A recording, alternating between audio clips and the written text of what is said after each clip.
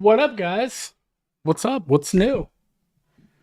I'll wait for it. It's been a long time since I did a live stream, so this might not be on everybody's radar, but it's a treat. So this is gonna be awesome if we can get it through here. So what's new with everybody? I know that long intro kind of. I see people like coming in and coming out. So let's get everything set up here. So what's new with everybody? I think that this is gonna be a badass stream. It's gonna be very necessary. Hopefully. I'm gonna wait for everybody to get in here before I start running my mouth. My mouth. Oh crap.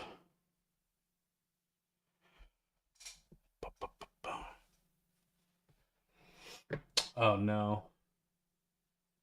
Now it's showing my Wi-Fi is dipping.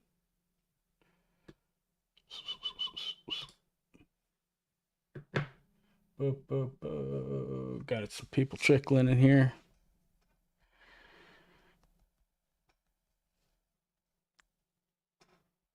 I love this.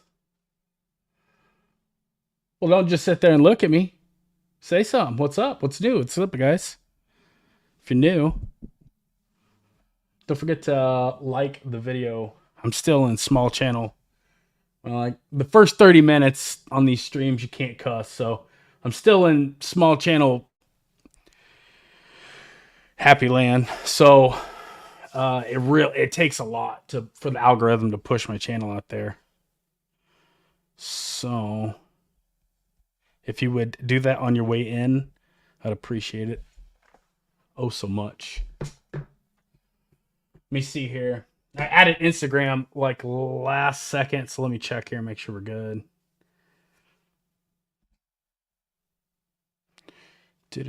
Yeah, we are. Okay. Okay. So what's new, guys?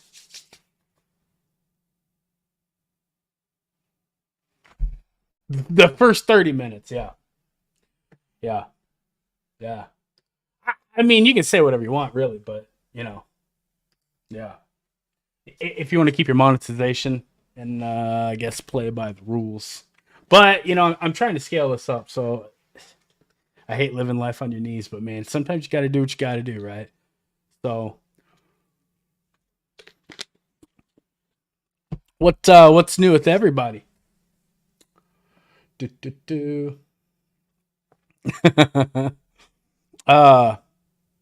I guess GM is doing a big deal. I don't know what they're merging together with, but I saw GM is actually like trying to do a big deal with Hyundai.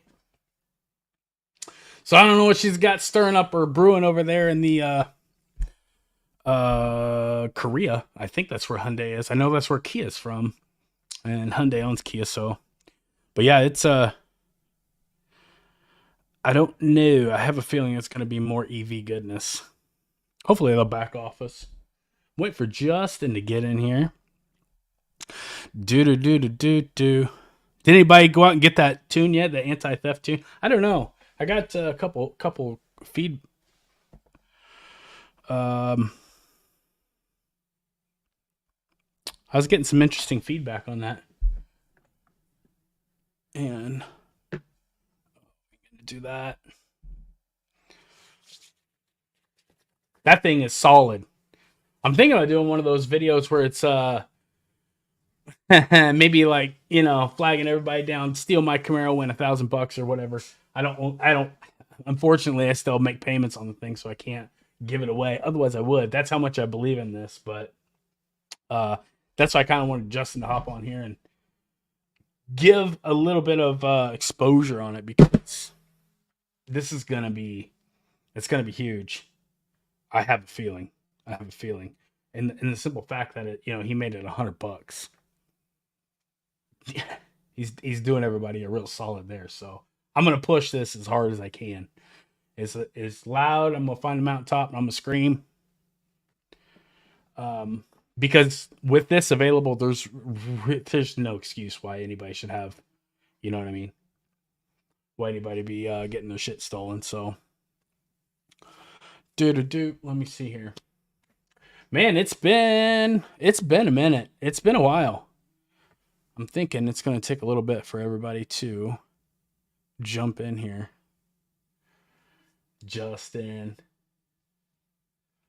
I think he's getting it figured out here. Dude. So what's up? What's new with everybody else? Friday night, you got nothing else to do? I appreciate you coming in and hanging with me. I really do. Oh shit, we're among greatness, everybody. Just give me a thumbs up, bud, when you're ready. Okay, here we go, everybody. All right, I'm here. The man, the myth, the legend.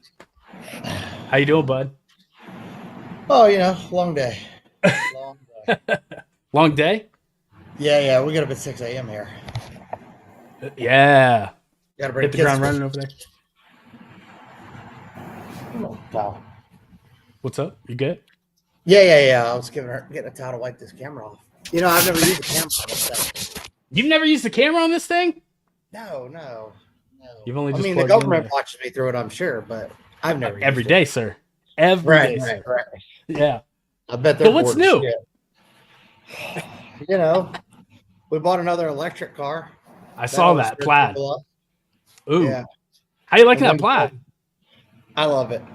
I mean, Wendy tortures me with it, but if I talk too much, she floors it. I can't breathe. That's a yeah. Rearrange your guts a little, yeah. What's up? How you doing? Good. What's up? So are you at home? Or are you in? Puerto Rico home. Gotcha. That's good. So you said you're flying out tomorrow? Yeah, unfortunately. I know, I got that. When you gonna be my way? I need you to jump in my car. Eventually. Which was that? All the way in Alabama? Iowa. Oh, gee, I was there not that long ago. What? Yeah, Des Moines. Yeah. Yeah. I was there for a few days. I think I was flew that right in. before? I flew in, got to my hotel, got hit by a tornado. Yep. Yeah. Oh, yeah, that's just par for the course. Yeah. Exactly what is that noise? Oh, that's what that is. What? Yeah. Just shit banging across the windows. Oh, yeah. So, what's going on with you in Go Hard? I just get on there. I just go when they do the shops because I know all the people. So, are you permanently on the show now or what? Just for the shops. So when he does like influencers and stuff, that's not really my thing. So he does that himself. Okay. So when you guys are hitting the shops, you'll definitely be on all of them? Right. Yeah. We've already filmed 4 that haven't aired yet. There's one of them I'm waiting on real bad. Yeah. Thule's our next one. That's it. Then we got a guy, Dylan Merkel from Canada, who's actually started doing some poly work with me. Dude's really good. Yep. And then Alex Pites with the C8s. Okay. And then Chris Delgado, which is a legend tuner that I've followed since before I was even tuning. Really? So, yeah, all 4 of those should be coming out in the next few weeks. Oh man, I'm excited. I'm pumped for that Thule to drop. Bad. Yeah, the Thule one's gonna be sick. It's 5 hours. Was long. it? It was good. Yeah. What? Yeah, it was 5 hours. Oh man, it was like 11:30 at night too. Was Noel mad? No, he was just. I warned him ahead of time. We also had Rick Smith that started Trick Flow. He was on there. Oh, too. Okay. Nice. So, really cool to kind of see both of their stories and how they both sold their businesses to Summit. And it was just a unique advantage. That's some big names there, bud. Yeah. Yes. Anybody that was modding cars or had any kind of enthusiasm throughout the 90s and 2000s knows all those names. So, oh yeah, that's freaking sick. So, how long have you been tuning then? Since 2011, so 13 years. Is that how did you get started? Was that when you were still working for GM? No, I left GM and started my own shop. Okay. Doing performance car. Well, it was regular maintenance, and then we started kind of messing with Corvettes a lot because I was the Corvette tech in Louisiana for years. So obviously the customers came over, and I had a guy tune 3 cars for me, and he blew all 3 of them up. And I was like, "Shit, I could have did that." Yep. So I got linked up with a guy Zippy in Las Vegas, who did some stage tuner classes, and that's who taught me from Oh, back then. And then just okay. advanced from there. That's awesome. But That's yeah, awesome, it's man. been a long Has it been 13 a has it been a long, hard row? I'm having a hard time talking.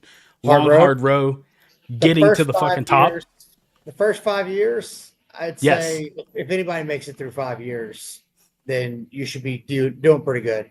It took me Really? about 5 years before I was even committed to really doing this because I mean it was rough. I mean it's a rough industry. It, Everybody hates you, whether they know you or not. They really? everybody's got so. Oh yeah. I still get it Okay. today. Sometimes I don't get it as much anymore because I mean it's really hard to disprove the cars. Yes, But that's what I'm saying. I mean, until we were really out there doing that many cars, oh yeah, the hate for anybody. It's just how the industry was, and yes. that's part of why I joined up with Go Hard was kind of to try to bring everybody together to show everybody we're Bingo. not so different. We Bingo. all started from very very humble beginnings. We all did it, but for the same reason because we wanted to go fast and we couldn't afford to do it ourselves. Bingo. Yep. Been So, there. Yeah. Because but I remember. How old did you say you are? 35. yep, So do you remember before the internet? yep. I remember Okay. that when we first got the AOL CD. Yeah. Got that 2.0, baby. Welcome to the boy. top. This is it, man. Woo. Yeah. I Yeah. still have I customers remember. every now and then that they have at AOL.com or at Bell. No. Is that still a thing? I see it every now and then, and I'm just like, whoa. And they're like, yeah, I know. I'm like, damn, I didn't even know that still worked. Yeah. Bro. Yeah. That's getting back there.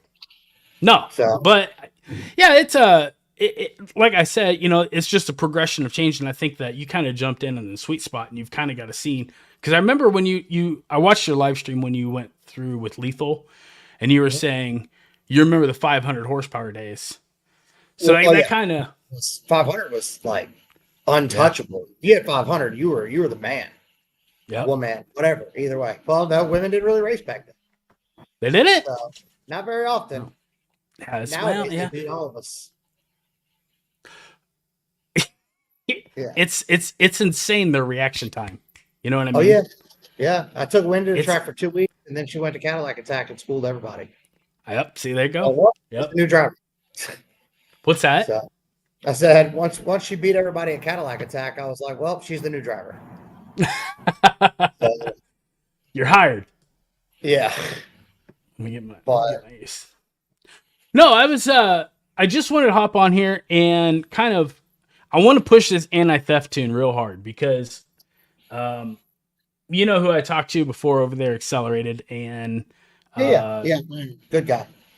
yeah, absolutely. And this thing is going to be like ironclad. Like it is that's kind of the feeling I It have. don't matter what key or access you get, it's not going to start. That's Yeah. and I didn't want to know how much you wanted to tell about it, but I was getting some questions behind the scene like what if you have no cell phone service? Is your car bricked out? I mean, Well, no, because the two is it saved to your phone? Yeah, I think you could store them to your phone themselves. The tunes Okay. are saved to your phone once you Yeah. upload them to. And if you don't have cell service, you're probably not driving anywhere that you would need to worry about that. In 2024, I don't even know if you're on Earth, man. But Yeah, you know what I'm yeah. saying? But no, so basically can you sync that to your phone? I'm not really technologically advanced like that. Like I said, I'm a paint and body guy trying to make my way into your world. This was hard enough for me to figure out. I was getting on here, so but no, I'm pretty sure they sync and stay on your phone. I'm Okay. 90%. I'll test it this week and I'll make sure, but 90%. Okay. We don't use the RTD much outside of Yeah. that.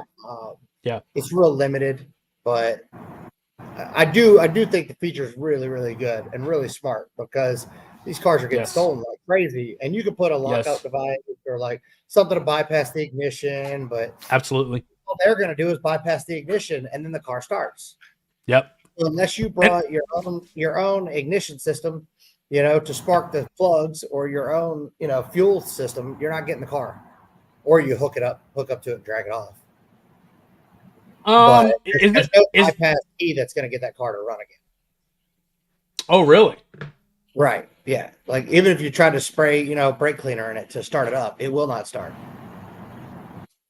Ooh. Okay, so basically what I did, and these guys like to tell on themselves. I'm trying to add this in here real quick. I found exactly. I don't know if you can see that. Yep. Sure, there you go. That's what they're using. Yep. Yeah, the Autel. Yep. But it won't Autel, that KM100. Because you could literally hand them the key to your car. Yeah, that's what I said. Yeah, that's what I said. It's not going to run. I'm thinking about doing one of those videos where it's, start my car, get $1,000, because that's how much I believe in this thing. After I was thinking about it and like how ironclad it is, but my thing is what if they have their own PCM flash to your VIN? Then they have to buy credits for your car. By the time they did all that, and then they'd have to go in there, pull the tune, write their own tune, load it in. I mean, who's doing that? If they are, just take the car by then. Yeah, you've earned it. You've kind of earned it, didn't you? Yeah, if they can write a file that starts and runs your car right away, especially a car like yours that's already got all these modifications. Right, that's what I'm saying. That's what I was like. They're probably a pretty damn good tuner, and chances are they're not out there stealing cars. I want to meet you anyways. You know what I'm saying? Like if you did all that, I want to shake your hand a little bit. Good job, man. What's your name? Yeah, exactly. First file? This ain't their number. Exactly. So what's just so people don't feel like they're throwing their money or good money after bad, like when you buy HV tuners, like what all can you do with this software? Because I'm gonna be honest with you, like I went through and I bought the books. I sat here, I read, I studied, which helps me because like when you and I are talking, I kind of understand like more and more what you're saying. Like I can navigate through that world, which I don't regret buying, but I kind of found out it's like trying to be a doctor by studying webmd.com. That's the kind of analogy to which I diagnose myself off WebMD a lot better than doctors have. So I don't know if I'd make that analogy. But okay, all right, okay. I got you. Those I see books exactly are good to give you. They're good to give you a basics of put this number here because this is what we found works. Right. That's the philosophy and the way they teach that. Is that encouraging copy and pasting tune or what? Not really. It's encouraging lack of thought and lack of understanding of the operating system. Yep. But I get it. They have to do that for a reason, right? There's only way. If they try to teach how I do my process, yes, you couldn't teach that in a weekend. Yep. I couldn't teach that in a weekend if I tried. That's why I said when you come from the 500 horsepower up, I was like, this dude's seen the progression of everything. So I'm money ahead and time and effort just paying you. That's just where I started actually tuning, like with a computer. We were also tuning with FMUs and chip reading and burning chips and this little thing. Oh man! You would plug in the computer and it'd be like so do you know that whole process of like bleaching them in the sun and everything or no? Yeah, UV. Yeah. Did you do that? I didn't, but a buddy of mine did it when I had my Honda tune. They would do that. Yeah. Yeah, wow, you just use a UV lamp. It was a lot easier, but UV lamps weren't as common. So neither were fuel systems. So we would stack FMUs and Apexi Neos and all these manipulators to the factory signals to make things work. Wow. Yeah. Wow, that's so badass. Stuff to make cars go fast. Oh yeah. I was always too poor. Like I was broke. So when I bought my orange car in 2019, I was coming back into the game. And when I came back into the game after my body, like all this new stuff, it's so different. It's night and day. Day. I was so overwhelmed. Yeah. Well, right there. I've always done so many different platforms, right? So I'm used to That's all the different variations of tuning, and bringing all that together really kind of helps too. yeah. Ghost Killer said, "How bad is it for the car to let it turn over for 60 seconds before running off? Obviously, that better than letting them taking it. LOL. Right. Wondering Well, if that can hurt the motor." I've had people ask that, and we're not pumping fuel or sparking the cylinder. So as long as you have good oil in the car, it can spin. I said the worst case that's going to happen is you're going to burn your starter out. And if they burn your starter out, but they don't steal your car, I think it's a win-win. Yeah. They're going to get really pissed off spinning that thing over, wondering what the hell's going on. Yeah, and they're gonna draw attention to themselves. You know, Right. What's going to happen? And I've had so many customers' cars stolen, which is crazy because I've offered this to people for yes, well over a year. Just people just don't do it. And I that's even had what. one guy who had a flawless ZL1, and I'm like, man, you really should do this. And he's like, no, man, I'll do it at one day. His car got stolen 2 days later, and he was at the movies, and he come out and the car was gone. And he had a video of it, I guess, because he had a dash cam and it links to his phone. Yep. And he just watched it. They got in there with the little autel. They boop, boop. They were done. Within 30 seconds, the car was gone. But if they would have went in there, made that key, and it didn't start, do you think they would just keep spinning it? And even if they did, how long were they going to do that until they give up? Was it sitting outside? Was it in a garage? Was it, you know what I mean? Was it? This was broad daylight. In a Oh, yeah. Yeah. They're gonna run it till the battery goes, and then they're gonna ditch it. You know what I mean? Which most of our batteries suck, anyways. GM batteries only going to give you about a minute of cranking before it dies. I just got my first low battery indicator the other day, and I was like, "Oh shit, this is a 2022, really?" But I guess I was like, "Damn." But no, it's I think that I just with me pushing this and everything, I'm trying to think of more ways that people are gonna experience HP tuners, pulling check engine lights, running the scanner, diagnose. You know what I mean? There's a lot more. The biggest thing of what I try to tell people is like, imagine if something happens to your car, right? What is the first thing you do? You got to bring it to a shop. And then they got to figure out what's wrong with it. And you got to hope that they know how to diagnose, right? That they know what the signals are saying and what's going on with the car. And remember that I tune for 50 plus shops around the world. That's not as common as you think it is, that people actually know how to diagnose this stuff. Hence why I use that one guy, right? Matt, because he knows what he's looking at. Most of these guys are going to misdiagnose it, unfortunately. But when you have HP tuners and you have access to somebody like me, or some of the other tuners, if we're remote tuning, chances are we know what those signals are saying and we understand it very, very well, which is because that's what we did for GM. But they can say, hey, Justin, I've got something going on. I had a guy today. He's like, man, my car's idling like crap. Something's not right. I don't know what's going on. He sends me a log. I said, hey, you have a vacuum leak. Get a smoke test. Let me know. A couple hours go by. He's like, man, we looked at this. We looked at it. I said, smoke test the car. You have a vacuum leak. He smoke tested the car. He said, hey, I found 2 leaks. I said, boom, there you go. So instead of taking the car, bringing it to a shop, paying somebody to diagnose it, all this, I was able to tell him what the issue was on one log because he had HP tuners to log it. Yeah. So, I mean, it's so handy to have a guy like you at your fingertips. You know what I'm saying?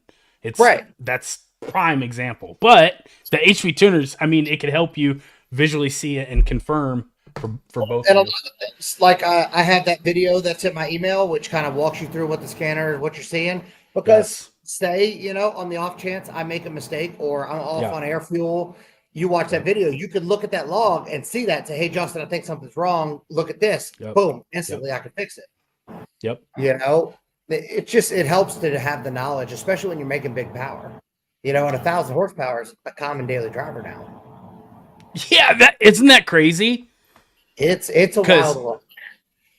Man, I'm sitting here and I'm like, I was adding it up and I'm like, I'm just under $40,000 cash after I bought the car. And I'm like, man, and I don't feel like I got like a super fast car or anything. You know what I mean? I was just like, this is freaking insane, these cars these days. Christian says, do I need to get HP tuners or can my tuner do it for me? I'm going to let you go with that one. As long as your tuner understands it and knows what things to kill to do it, which is not very hard. Any tuner can do this. But he still needs the MPVI?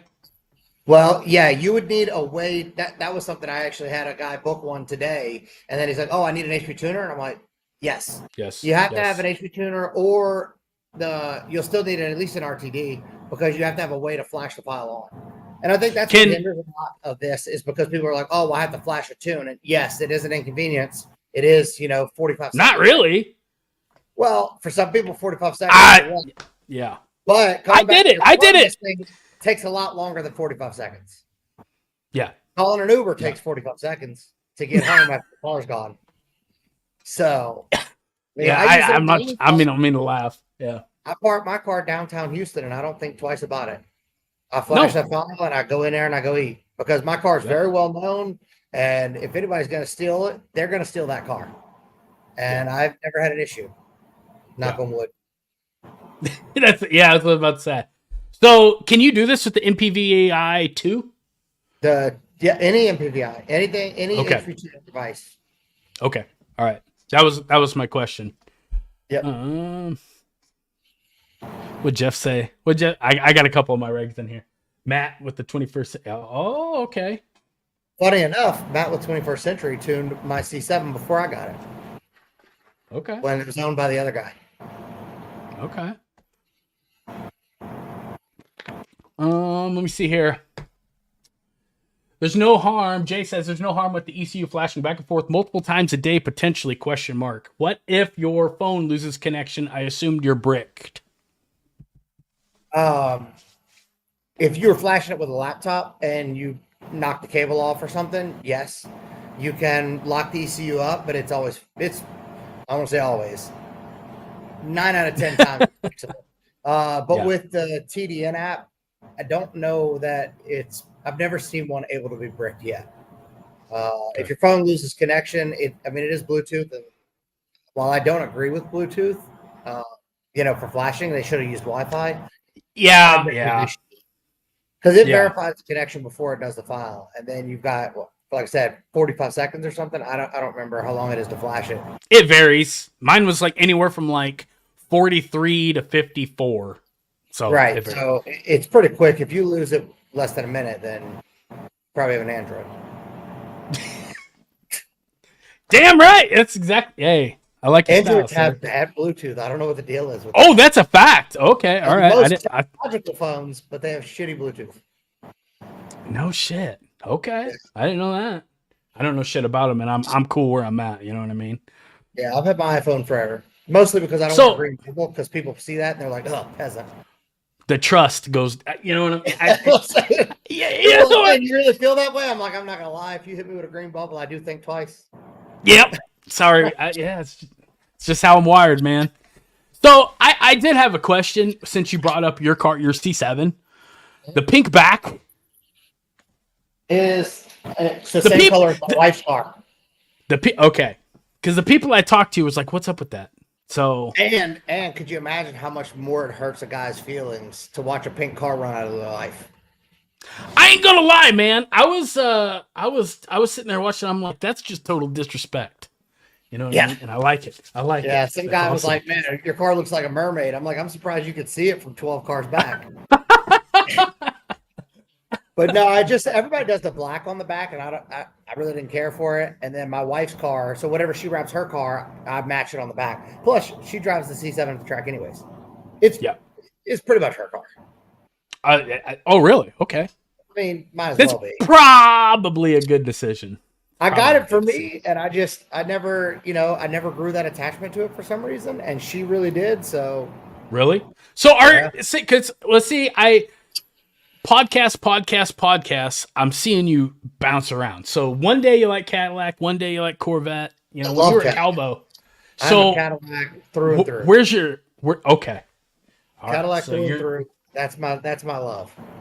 Okay. I like the C7 because it's efficient and it's fast as shit. Yeah. And it's you easy to get there. Can I ask you a question? And this is primary for Camaro 6. Mm-hmm. I'm guessing the way the car handles the way it does, let alone the 5-link on the rear, because when you were in my car and it was like, the reason that it does or moves the way it does, is it because it's like a CTS or ATSV chassis through and through, or ETS what's and up? ATS, they're all the same. Are they? Yeah, So is it pretty much a clone, or how it's the close is same it to the chassis. Catalog? Is it Literally, the same thing? you could take your engine and trans and everything out and put it in an ATSV I or mean, a CS. from the torque box clear to the radiator support. I mean, it's the same. It will bolt in. Wow. Yeah, I have an ATSV where we're at right now, and it has a drivetrain out of a ZL1 bolted right in it. Yep. Wow. So I know it Okay. looks like a totally different car, but it's not. Yeah. And it's not a bad chassis. Don't get me wrong. I think a lot of it has to do with the electronic diff. I think some needs some work, and it's trying to torsion back and forth, as well as they put the world's cheapest, flimsiest suspension on the back of them. So Oh my God. It is once you put dangerous. BMR setup on it, once you do the BMR setup and you Yep. do a good alignment, they usually don't have that issue anymore. Okay. Okay. 'Cause They're all around. I would say the 6th gen for drag racing, stuff like that, is a better platform, mostly due to the rear end, and the C7 is complete trash. Yeah.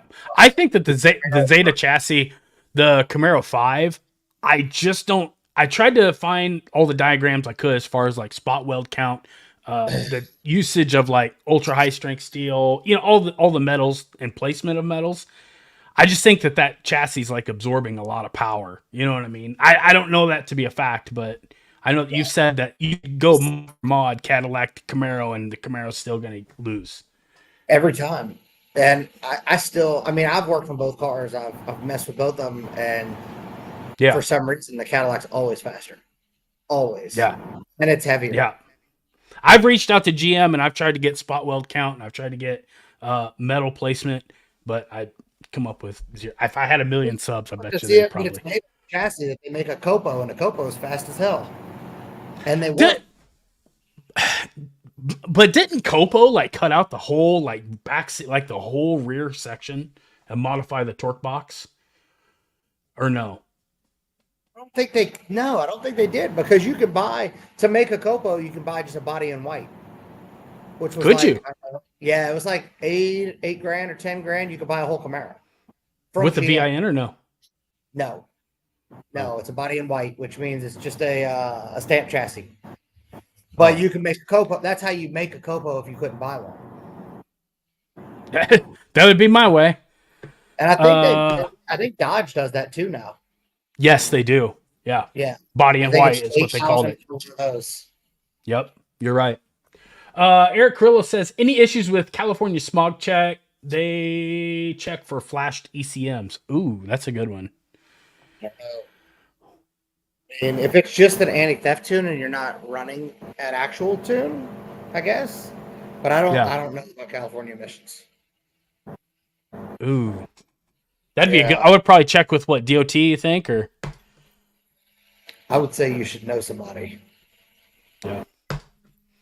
That's usually the best one for that. Christian Cummings said, what do you think is more effective, an OBD port blocker or an immobilizer, or this immobilizer, this anti-theft tune? The anti-theft tune, because all they've got to do is go to the CAN wires on any module, and they can still get right in there. With this, how does it? Because they can have. How does the OBD port blocker work? If he's thinking of what I'm thinking of, it's literally just hiding the port, or they have some plug-in devices that lock onto it. But I mean, literally, it's just all you need is the CAN wires. They can really just reach behind it and grab the 2 wires. Yeah, I mean, until I hit right on my phone and let the software, just like Justin said, you can have the key. You have the key. I'm going to go inside. I'm going to go get something to eat. I'll be back in a little bit. Tell me if you get it running.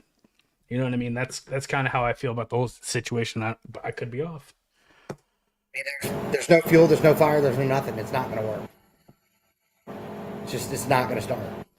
You'd have to supply your own perfectly timed ignition as well as fuel just for that thing to start. Yes. That's when I Because got talking essentially the about this. I map was like, inside of it is dead. yes, yep. So, Christian. Oh, okay. He responded to Eric. Okay. Okay. So I'm sorry. I hate jumping around topic here, but let me see here. The LT5 port injection. I kind of want to touch on that because when we were getting into the DSX, but I mean we can get into that a little bit later. But I want to talk about Motec and Holley. People that have Motec and Holley systems in their car. Probably the 20 or 30 of them that are watching this. Can they still get this same tune or no? yeah. Yeah. Well, with Okay. I don't know. I guess it depends on how it's set up on the car. But yeah, it'll Okay. work regardless. But if you have like a full Motec or like a full Holly, I mean, you could even. I mean, I'm sure there's ways that you can go in there. I don't want to say any because there's ways to have Yeah. Right. certain CAN bus sequences with Yeah. say a Motec that you could hit a Yeah. couple buttons and it'll kill the tune, and they wouldn't be I able to do got you. anything. But it's proprietary. Yes, it can be done. Okay. Yes. Ghost Killer. It's out now. It's out. It's been out for like a year, hasn't it? Yeah, yeah, yeah. I just And don't when I really promote it because I didn't see a lot of people really wanted it, and oh I my keep watching god. people's cars get stolen, and I'm like, man, this is kind of Yeah. weird. It's like the easiest thing to do for you. Well, I kept having people reach out, and they, just like that one sent me the footage, and he was like, here's what they did, and I'm like, sitting here, I'm like, what the fuck are they doing? You know what I mean? We're Yeah, after a half hour now, so we're good. But I I was like, watched what the enough fuck are they videos doing? of them doing it because I've seen too many Yeah, customers have it happen, yeah. and that's all they're doing is cloning the key and leaving. I was like, well, my I don't think like a dumbass, so I don't. Well, I guess that's perspective in there. But I'm sitting here and I'm like, what are they doing? Because you watch them go up through the OBD2 port, and I guess they're just plugging in that dongle or whatever, and then I guess it's wirelessly coding it or whatever. I don't know, They'll but go through the passenger side so you don't see them go through, and they'll plug the one guy will plug the dongle in, the other guy will sit there and run through the codes on the outside of the car. That's when you see them on the outside. That's what they're doing. it's fast. It's But fast, but I'm so it doesn't happy. matter. What? It doesn't matter if they get the key though. Like I said, you can leave the key in the cup holder. Oh yeah, that's why I say that's why I believe in this so much. I want to get this out as far, you know what I mean? Because this is after we hung up the phone. Literally, we hung up the phone, and I told you I was gonna go ride it to my car, and I was like, a year? This has been happening for a year. Christian come back. He says VTT OBD lock. Yeah. If So you want to see the port. so all they're doing, just like I said, they're clamping something on the front. If you can kind of see it, it's like Okay. a little weird key to clamp this over your OBD port. But I Okay. could literally just grab the two CAN wires in the back and be done. Just pop them out Yeah. and Yeah, I mean, you just slot them into your tool. All you need is those and power ground. I mean, remember, there's only like 5 wires back there you need for communication. yeah. What is So there? while 16 total? 14, 14. it might Okay. be 16. Maybe Is it 16. 16? I think it's 14 active. 14 act. Because I was turning wrenches when it became, well, a little bit after it became Yeah, 16 like, total, 14 active. okay. So what do the other two do? Are they just You signal would or what? really just need, see, right here. Yeah. I think it's 14 and 16. What is it? No, 6 and 14. 6 and 14 and have your own power and ground. That don't work. See? But, anyways, you just need the two. Told you. These 2 wires. That's it. So you Yep. go back there, snatch them out, stick a cigarette lighter in. Yep. So how does one purchase this anti-theft? That's you, buddy. Oh, just go to the website. It's justinwhitetune.setmore.com. And it's in there. Just Yep. go there and then just send me the It's file and I'll write it up for you. It doesn't matter who tuned your car. If you want to ask them first, that's always admirable. If they don't want to do it, just let them know. Most tuners typically know who I am, and they know that I don't really care to have their file. I just trying to help you have another feature if they don't want to do it. yep. A lot of tuners would probably do it. I just think that the customers don't really ask, and we don't really know. It's We don't know genius. that it's something that people want. Really? So I've done 2 or 3 for other people's tunes. I mean, it doesn't matter who tunes the car. I go in there and make a modification. I tell them, let the tuner know that this is what we did. And Yeah. it's done like that. What other magic you got up that sleeve? Because there's a lot of things people want that, you know what I mean? They just don't even know it's possible. Yeah, and there's I some didn't. crazy things that are possible, but a Oh lot of my people just God. don't ask about it. I So, guess. but Jay, if you go to his website, which I left a link in the description box of my video that I did, go halfway down, and I think it's all the icons with Wendy's pink Cadillac attached to it. You'll see Anti-Theft Tune, $100, which thank you, sir, for making it affordable. You could have charged a lot more. People would have paid it, but you didn't because you're a fucking nice guy like that. So, what's that?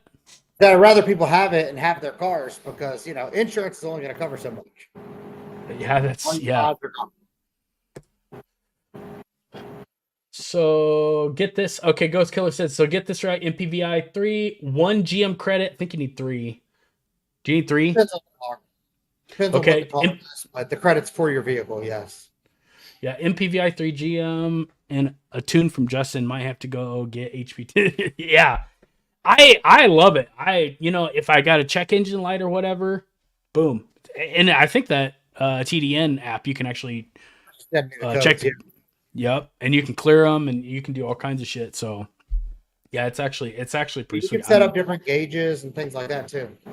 Yep, I genuinely despise PC because my brain just isn't. I mean, Apple's so intuitive. You know what I'm saying? Like when I get on here, click, click, click, and the fucking thing just does it for me, and I love that. Because I bought Wendy this really nice, expensive Mac computer, and we ended up getting rid of the PC because I couldn't figure it out. It's not like an iPhone. It's like an iPhone if Remember that I don't shit? know. It's not at all. What? It's just totally different world. I couldn't even find where the files were. No, yeah, that's what I said. I was like, I'm happy I spent $250 on this because this thing, it's about 5 seconds from getting banged off the wall. I just hated it. Let's see here.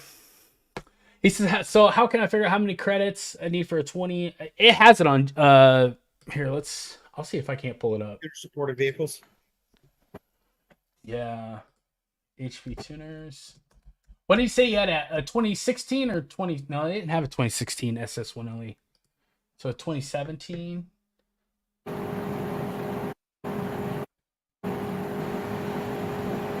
Let me see here. It's usually 4 credits for the engine, 4 for the trans. Is it?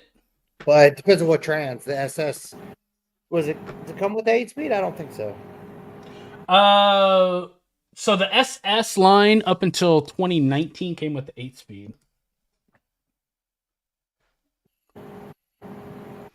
So I'm just gonna look it up here for him. Camaro 6. Okay, 16. So it looks like 2016 is 2 credits, and the 16 to 21 is going to be 4 credit, or 17 to 24. I'm sorry, sir. It's going to be 4 credits. I'm retarded. I was looking up the SS. What's that?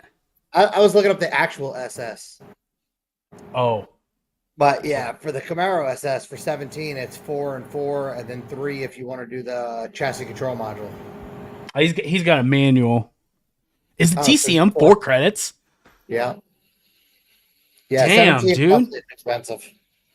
So if my car was, shut up. Are they still $50 a credit?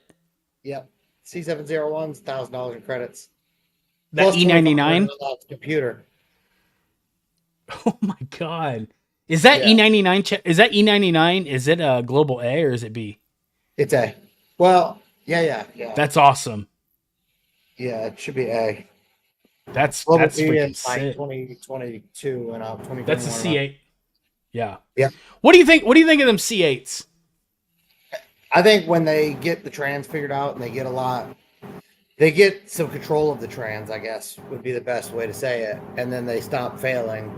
I think it's going to be a real hard car to compete with. Yeah, I think as much as I don't like it, it's gonna be nasty on the streets. Okay. Well, it's going I to be think. nasty to track too. It's just, Well, it's going to I'm be, just saying. especially in All their the all-wheel drive variants. Oh, the E-Ray. You like the E-Ray? I like that it has all-wheel drive. I can't get around the hybrid. My guys. Hybrids of the future. I need a minute. I need a minute. You know what I mean? But that's not a hybrid like the future hybrid would be. But hybrid is the future, 100%. I mean, take it from a guy who has gas cars and EVs. You know, I like both of them, but the EV does have the range issue, and the gas car has the no instant torque and all-wheel drive issue. So I clicked on your Instagram yesterday. Was it yesterday when you posted that plaid? Day before. It's just I was like, what the fuck did he do? And then I saw you behind the wheel and how happy you were, and I'm like, all right, okay, all right. Have you driven one? I get on board with it a little. It's an SUV that runs nines. Dude, I like the doors. You know what I'm saying? Or that's part of what we wanted it too, because the kids love it. They're like, it's like a spaceship. Yeah. Well, I mean, but how close you can park to things and still get them open? Oh yeah, you know what I'm saying? Well, it adjusts automatically. So like if you park in a parking garage, yeah, that's what they said. It'll adjust how high it opens and all that. Yep. But the front doors, because they're automatic as well, they will hit a car. Oh really? Today, yeah. Need to get that Koenigsegg. You know, talk to Elon. Yeah, dihedrals. Dihedral.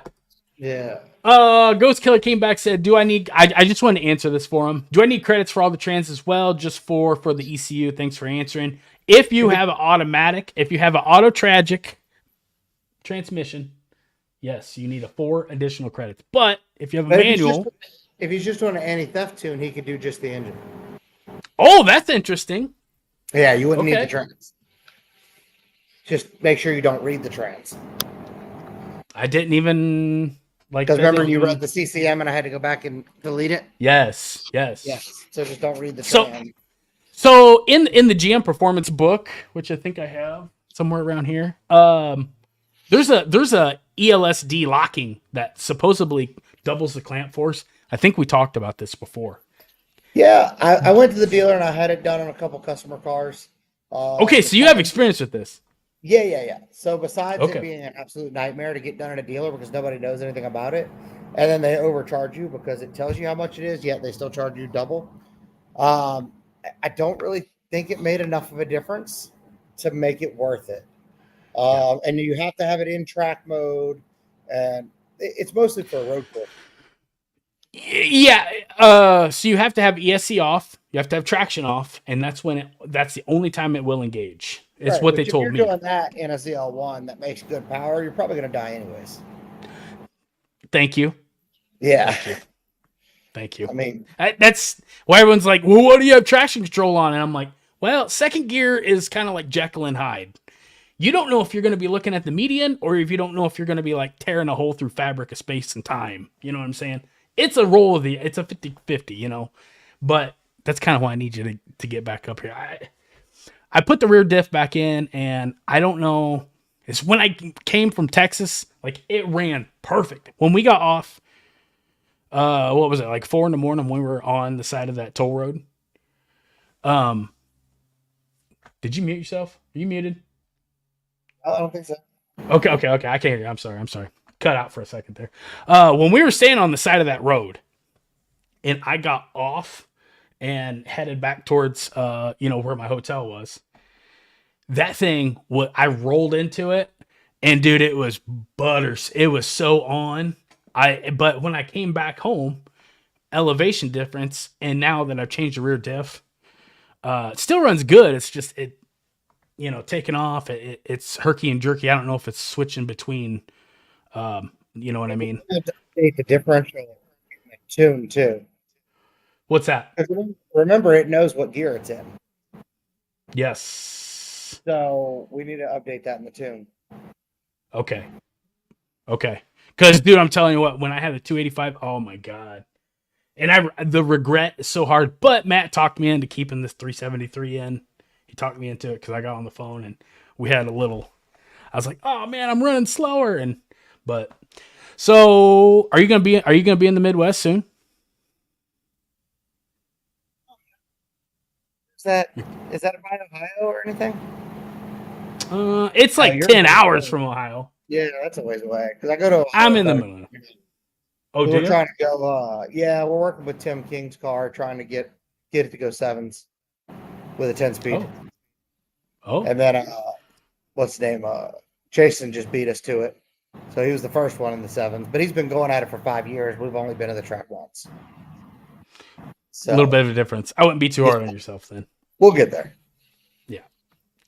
What okay, so I just wanted to ask real quick, because there's a lot of people with like modifying questions, and I get it.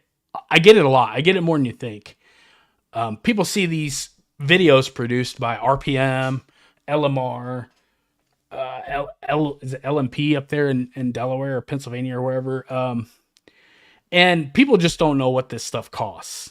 They show the before 650, and then they show the after 1,000 horsepower. Ta-da! Everybody celebrates, but people don't understand like what this stuff costs. You know what I'm saying? As far as like what it takes to get from A to B on these projects. On a modern car, 1,000 horsepower is going to be 60 plus. So, and honestly, it doesn't even really matter the platform as far as like GM. It's going to be about 60 grand. I mean, I put 58 in my new car. What's that? I put 58 in my car, and it was my car. And you did, yeah, I believe it, 100%. In your C7. Yeah. What does that Motec cost? 7,500.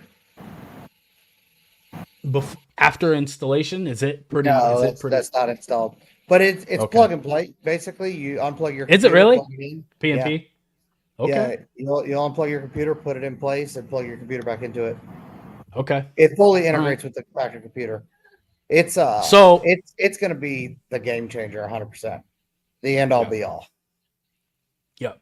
And that's kind of, I see everybody following the same path, and they probably follow the same path for a reason, because it works. It's just tested. You guys have done all the legwork for us. Just A, B, C, and you get D. You know what I mean? Yeah. So, but I kind of want to touch like Holley versus Motec, because I know after your conversation with Calvo, I could see the gears turning in your head. Oh, it's changed a lot. Wait till you see the Delgado. Yes. Yeah. After we started, he kind of brought me into the Motec world. We drove a 1,200 horsepower C7. Yes. Went to a regular service road, and was that the one you put on Instagram? Yeah. Yes. I mean, yes, I saw that, and I was like, off. The crazy thing is, like, typical traction control, you can feel the cuts, you feel the pull back, you feel what it's doing. I didn't see your phone doing any of this, though. Whatever the Motec does, the acceleration never stops. It controls and it reacts so fast that your G meter stays consistent. I mean, it's next level. Like, you're not going to compete with it. Holley can't compete with it. Nothing can compete with it. That's kind of what I want to do the pros and cons of Holley versus Motec, but Motec seems to be like, if you're going to do it, just do it. Motec's king daddy. Motec's everything. It's the most advanced computer out there. It's the most reliable. There's no way to compete with it. That's the big thing. But Holley has a lot of this stuff. You just have to work to make it work for you. It doesn't have the integration as well. No, I don't think it has the integration. What do you mean by integration? Can you expand on that? So with the Motec, we can pick whatever button we want on the steering wheel, and we can reconfigure that button to do something we want. So if we want to scramble on the cruise control button, we can do that. If we want to adjust our boost with the cruise control buttons, with the up and down buttons on the steering wheel, we can reconfigure it. Yeah. We could use the ride height sensors to show us where our suspension is. We can configure all the different ride modes to have different power. You start the car, it can purge the meth, check the pressure, and decide if it's going to run a methanol tune or not based on Oh what the my pressure was and god. if it was there. It can Uh, keep it at like 50 psi right there, or what? well, as it controls the pump, as the pressure comes up, it adjusts the fuel on the other side, so it keeps everything in check. The checks and balances, the diagnostics that it can run. If there's an issue, it'll tell you what the issue is or why it pulled power, exactly what caused that power to be pulled. I mean, the diagnostics it has on board, it's just there's no competing with it. So the It's E92A and like the Camaro is like a caveman down by the river banging two rocks together. Is that what? traction control setup for it. Absolutely, yeah, Yeah. yeah. But it's because we don't have access to it. That's why. A What typical do you GM, mean? a typical GM file has probably 250 to 300,000 channels or PIDs. We have access to maybe like 1,000. Oh, we got So that many? yeah, we don't have as much control as you would think. Like what we make Wow. these cars do. That's why if you hook them to say That's a actually more than I Motec, thought. if you do like a full Motec, the whole car will run different. Like Oh the my way the god. car sounds will be different because you have so much actual control. Where the factory computer, we're kind of just manipulating what we have, and it works, Oh but my it's god. not. It's not the same. Well, I know my wallet's never been the same since I've met you. You know what I'm saying? That's an effect we have. It's Unfortunately, it it's doesn't go to me. It goes to all the parts. yeah, but man, I can only imagine all the cool shit you get to play with, dude. Oh my god.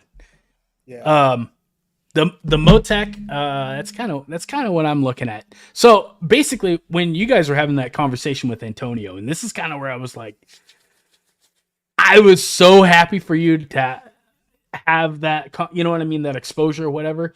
Do you see it opening or cracking new levels for like Camaro, Corvette, Cadillac? Oh, yeah. Yeah, I think it's what's going to get us in the 26130. So you Yeah, you think we can compete with Calvo? I didn't say that.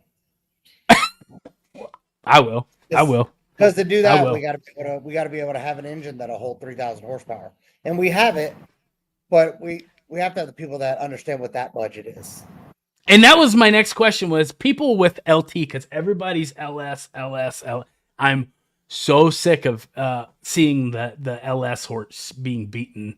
And then that's what's being represented as the cutting edge technology on Instagram or what everybody sees and follows. But the LT, it dominates. But It's that was superior one of for by sure. far. But what was okay, so I'll just come out and ask you, just like I asked you, what's your favorite part of the LT? Direct injection. Okay, so the part where my favorite part is the gusseted cylinder walls, and that was the part They're where still offset board. really, Yeah, yeah. So they're still thick and thin. And the core shift is much worse on the LT than it was the LS. The LS still sucked, but the LT is actually worse. worse yet. Yeah. So if I want to do rods and pistons or whatever in my LT4, you don't see it getting up to that V10. I 3,000 mean, horse. in ratio, maybe 2,500. I mean, I've made 2,000 on LS before, multiple Aluminum times. or iron. Iron. Okay. Would I do it with aluminum? Probably. I mean, you got to think if you're thinking in terms of wheel or you're thinking in terms of crank, because Wendy's car makes 1,400 wheel, which is probably Yes. 1,650 crank, and that's a completely stock LSA block with stock LSA heads. Oh. So it's just a rods and piston motor, and it's Okay. been So doing it's that for aluminum. 20,000 miles. Yeah, yeah, it's Okay. factory sleeves, factory everything. But So I did hand pick that block. You know, we Well, did you check. said you went through like 4 or 5, didn't you? Right, Like, right. It when took a you couple blocks to get that one.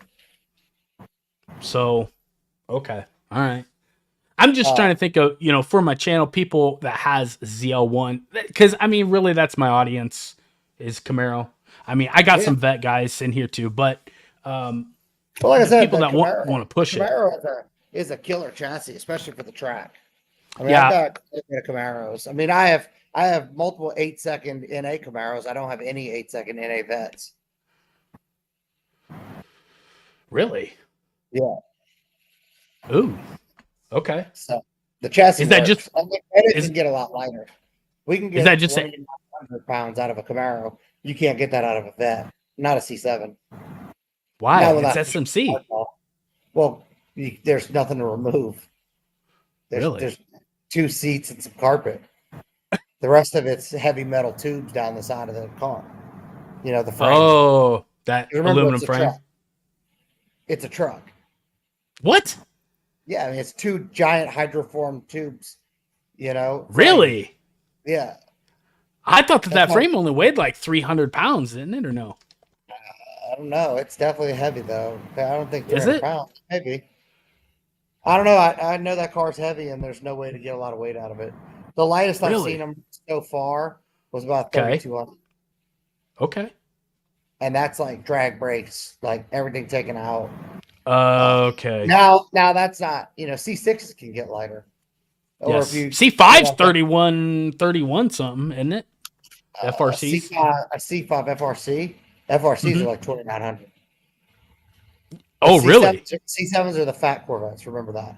Yeah. I get it, buddy. I get it. No, it's I was just trying to show, people like if you wanted to push that aluminum block, what's the maximum potential that we could reach with LT4 if you want to do rods, pistons, maybe a new crank, but keep I maybe made even 1,600 sleeve. on stock motors, so I don't really Are know. now when you throw these numbers out, are you saying tire or crank? Yeah, we don't talk crank normally. That's That's not what on. I love about this guy. That's what I love about this guy. Yes, because that's a big difference. Yeah, yeah. But no, that's wheel. So tip 1,400 with a Pro Charger is common. 1,600 with turbos. One or two we've done with Pro Chargers. They've, I mean, I've only had one LT4 failure ever that I know Okay. of. Hmm. And it was 1,300 horsepower with like 6 back-to-back pulls, and he had a lot of wiring issues, and we knew it was coming. Okay. But I mean, usually, I really don't know. It depends on the power adder too, because in a turbo application, I could see 2,000 pretty easily. If you think Mighty Mouse, he went Yeah. sevens with a stock LT4 in a C7. So Okay. I would assume that had to be 1,500, 1,600, somewhere around there. Yep. Okay. Um. Okay. All right. So I mean, there's headroom to grow into. Oh yeah. I mean, I don't see a lot of people like pushing it. I see it's just a lot of people doing a lot of the same thing, and it's kind of where I wanted to take my channel was I wanted to push it. You know what I mean? And I was talking to Matt about different kinds of builds. Selection. What? That's the thing. It's power adder selection. With turbos, you can make significantly more power because you can dictate where the power comes in. With a Yeah. PD blower, I mean, yeah, I guess you could technically do it, but you're going to get greedy and add the power down low because you're going to lack the power up top. That's the issue. The PD Yeah. blowers are a lot rougher on things. Yeah. Because of that stress in the mid range. Right. Yeah. Yeah. Where the turbos, in the mid range, we're still building. Right. But up top, we can just pour the power in. The RPM, we can wrap it out. I mean, there's just a lot more advantage there. Okay. I know. I told you an hour ago. Quick, we're already there. I didn't want. I don't want to keep you all night because I got some. I got some things I wanted to get to myself. But I had a question. Nobody can seem to answer for me. How is all-wheel drive horsepower measured? They have dynos for that. They have all-wheel drive, but how in your mind when you're making the split or doing the math in your head when you're on the street, how do you know a 500 or a 500 all wheel or 500 wheel Evo whether you need to mess with it or not? You know what I'm saying? Because 500 wheel, is that calculated or broken down front diff? What's the split? Does that matter? You know what I'm saying? Notice they do measure most all-wheel drive cars. They'll tell you rear wheel or all-wheel. They'll tell you two Okay. different measurements, and the reason is because there's more drivetrain loss at all-wheel drive. Correct. So you'll have a lower number of all-wheel drive dyno versus rear-wheel drive if they have the so do you, capability. so do you just want to take the 20% parasitic drivetrain loss and just like double it or what? Yeah, 20% is kind of not a real number either, though, because as power goes up, that number changes. Yeah, it's a very complicated thing. Yes.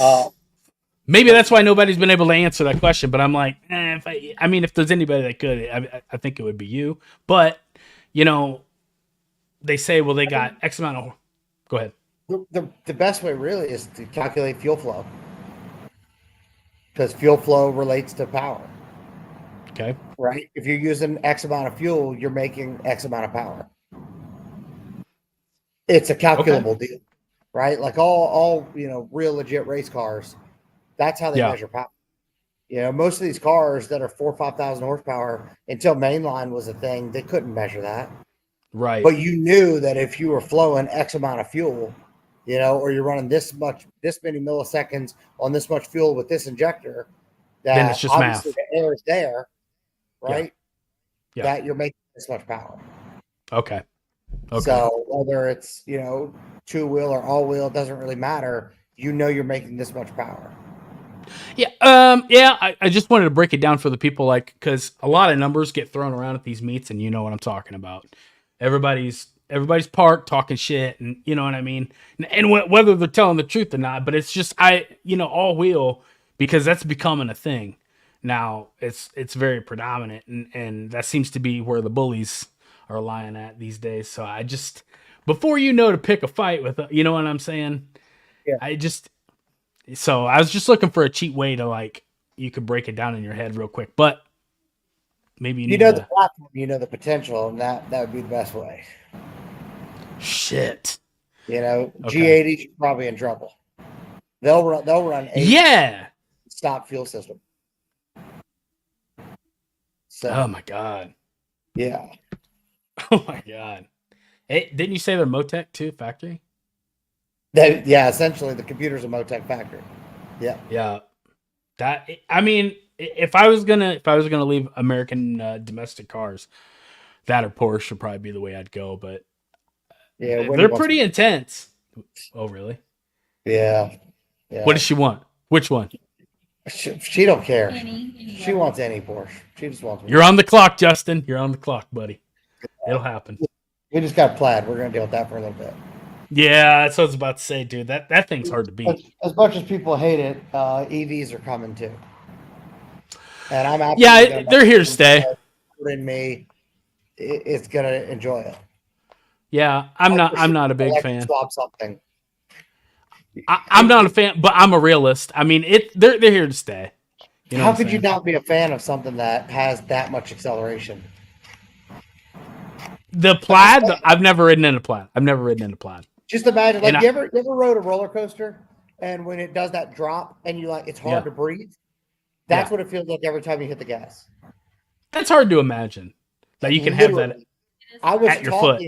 I was saying something to her. I'm sure talking shit, and she floored it, and I literally couldn't talk. I was like, damn it, I couldn't breathe. It should be borderline illegal to sell that to people. Is it that bad? Is it that bad? Well, she almost put me in the back seat today. Because I had the seat laid back, and she floored it, and I literally slid almost off the front seat. Oh my god! Yeah, my feet were in the air. Is it that intense? It's 1,020 horsepower instantly at any speed, anytime you hit it, all the power immediately.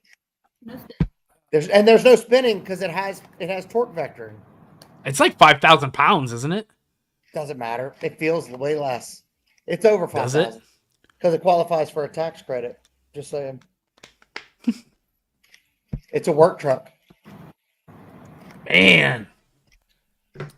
It's like you can't be a speed junkie and discredit them. You know, I understand it will never replace my Corvette. Like my Corvette's for sure. Okay. But if I was to line those two up on a street, yeah, my Corvette's getting its ass capped. Come on. But if we do a 60 roll, I'm gonna fuck it up. Can't you word it just a little bit nicer? Like maybe it's gonna hurt. You know, it doesn't have literally that thing. It's gonna hurt. He said that thing can be in the rain, and I can be on dry ground, and it still cuts a 2-something 60 foot. Oh, that's like a 10-foot arrow through the heart, Justin. Oh. In the rain. Oh, son of a bitch! All I'm saying is we need to figure out how to make Corvettes do that. I'm about it. And if I need to off the front. So basically, what I took away from that conversation is Andrew needs to buy Motec and just needs to play with it. Is that what I'm needing to hear? Huh? We need to figure out how to just convert the two, which again brings me back to hybrids of the future. Ugh. Yeah, you need the gas. I'll try it. I'll try it. I will come visit us in Portugal. We'll take you for a ride. Ooh. You'll go back home and buy one. that's tall. That's a tall order, brother.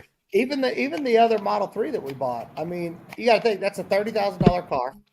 That's where me and my buddy. It runs 12s.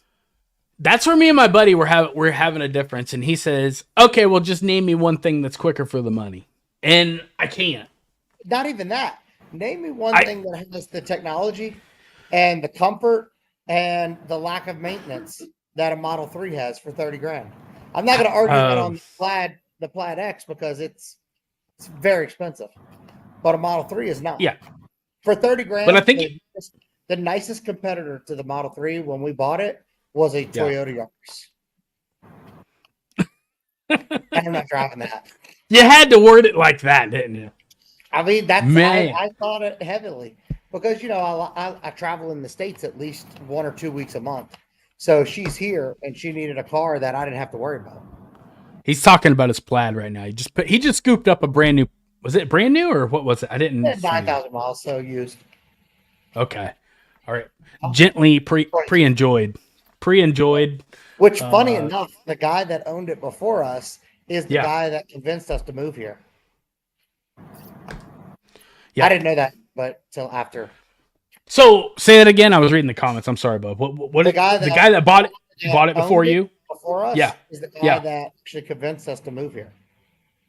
Oh, no shit. Yeah. Did you know that? No, I found out after I bought it. You read the title and you were like, what? Well, yeah, I had to get the code from him to hook it to my phone. Oh, wow. That was good. That was weird. Yeah. That's actually, so why did he ditch it after 9,000 miles? He got cancer. Oh. Yeah. He's also got a couple Lamborghinis and some other stuff too, so. So he's not without. He's not without. Is that what you're saying? No. Yeah. That's good. But back to the whole $30,000 Model 3 thing. Like literally, I could take my phone. If it's 100 degrees outside, I could turn my air conditioner off from my phone. I can pull my seat from the phone. Oh, it's man. Ready. It charges at night. It's ready to go in the morning. I watched. It was a very big moral dilemma for me.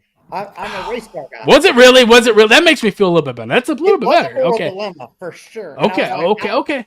People are gonna think that I got a divorce and I married a man. they're gonna think things, but at the end of the day, I still have 3 race cars. Yeah. So I can only say so much. You're living the dream, man. And I think it. What's that? Not that way. So we like everything, just not that way. I think. I think that it's gonna help you as far as tuning into the future. It's gonna be a lot of R&D, and you'll be able to, just like the 500 horsepower day, you'll be able to see the whole progression as it happens. So I think we're absolutely gonna tune. Yeah, for sure. I mean, I have an RC car that has 7 stages of traction control and torque management. Shut up. Okay. All right, we're Yeah. going down a rabbit. We're going It's down a rabbit hole now. Oh yeah, no man. I used to have, what is it? Traxxas, HPI. Yep. Yeah. Okay. Mine's. It was a drag slash, but it's got all kind of crazy stuff. I spent a lot of money and then realized that. Oh my god. Cars, so I stopped. Guilty, right here. Guilty. Yeah. I've yeah. That other guy's question, yeah, level 2 charging. Oh, that's a thing. I thought Jim Ray just kind of he likes to be a smart ass from time to time. So I just thought he was. Level 1. That's the thing is a lot of people when they're like, oh, the charging, and I'm like, yeah, dude, I can literally go to the charger and in 20 minutes I'm full and ready to go. Yeah, that's longer than a gas station, but it doesn't make 1,000 horsepower anytime you want it, anytime ever. So I'll take my 20 minutes and I'll play my race car game with the steering wheel, my buggy racer. It's worth it. Are those things cheap? What? To put that charger in. I did it myself. Okay. And I did shock the shit out of myself the other night. Yeah. Actually, Wendy installed the charger for the Model 3. Oh, really? Okay. Yeah. Is it herself. What is it, like 220? Or is it? Yep. Yeah. Phase 1, 2? Yep. Yeah, one phase, single phase. Okay. Yeah, all right, it's cool. not complicated. I mean, that's basically what your dryer runs on. Right, that's what she did. She wired it into a dryer plug. Yeah. So I mean, yeah, it's not like with the flag, we need a lot more to charge, so I had to wire it into its own breaker. Okay, So. I guess this addiction is contagious. Oh yeah. Yeah. Okay. I have an no, I don't feel so bad. Best See, thing ever made. was it? I see. When I read in a magazine the T-Max had the nitro motor. Order now, because so that's your best comparison. If you like the T-Max over the X-Max, don't buy a Tesla because you're just used to being slower, and that's okay. Oh shit! Okay, all right. Here we go. We made a left turn, boys and girls. We made a left turn. We got the blinker on, but he grabbed the fucking wheel. Will eventually catch it, but it will never take off with the X-Max. That's the difference. But if you can merge the two, you got the best of both worlds. Hybrid. Okay. All right, I got you. Look how long the Prius has been going. That one I don't know if you saw it. Yeah, but that's across the country, 99.3 miles to the gallon. Brother, that's whoa. Somebody told me that they drove from here. What was it to like Oregon or something, and it was like less than $100. I said, no way. Well, they did. He said across the country, and I don't remember what they spent, but 99.3 miles to the gallon is pretty good. Yeah. He said the thing just hated gas. Hated it. He said you'd go forever. And it was like $13 to fill up. And I'm like, oh shit. Wow. Yeah. Okay. All right. No. Look, I'm not an electric car junkie. I respect it has no sound. It's not nearly as cool as a Corvette. Okay, you're coming around. Yeah. I know. Yeah. But I know at the red light I'm fucking up 99.9% of whatever pulls next to me. Oh, fuck. And I'm in an SUV with 6 kids. With super cool doors. There's levels to disrespect here. So I can You're getting gapped, bitch. Yeah. I can have both, Yeah. It's like, hold my ice cream, kids. My SUV, hold tight. Let me get my Corvette. Oh, that's awesome. Or we can grab the deep CTSV and really gap them.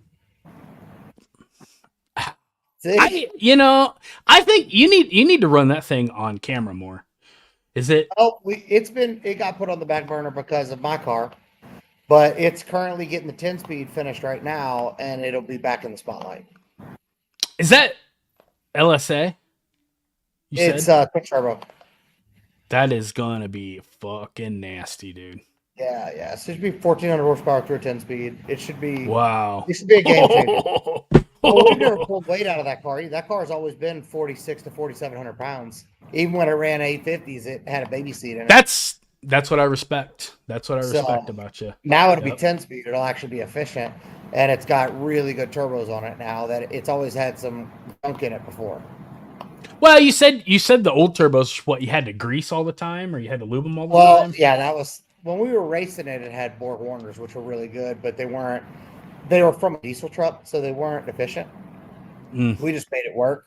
Then we went to yeah. the comps that were more efficient, but we were having to grease the hell out of them. It was a pain in the ass. We bought the Zonas, but I got the C7 and we put all the time into that because Yeah. I can't afford to build one car, let alone two cars at the same time. Dude, trust me, I know. Isn't it? It's insane how fast this shit adds up. You know what I mean? Well, when we had two CTSVs, one that made hers 14 and mine made 1700. They're like, why don't you run them both at the same time? I'm like, dude, I can't afford to do that. We'd bring them out to the events together, but we're racing one of them and the other one's a parts one. So the original, when you were still in the shop and you did your original podcast on, when it was Noel and I can't remember the other guy's name. When I was sick and dying. Yeah, yeah. I did go back and I watched it.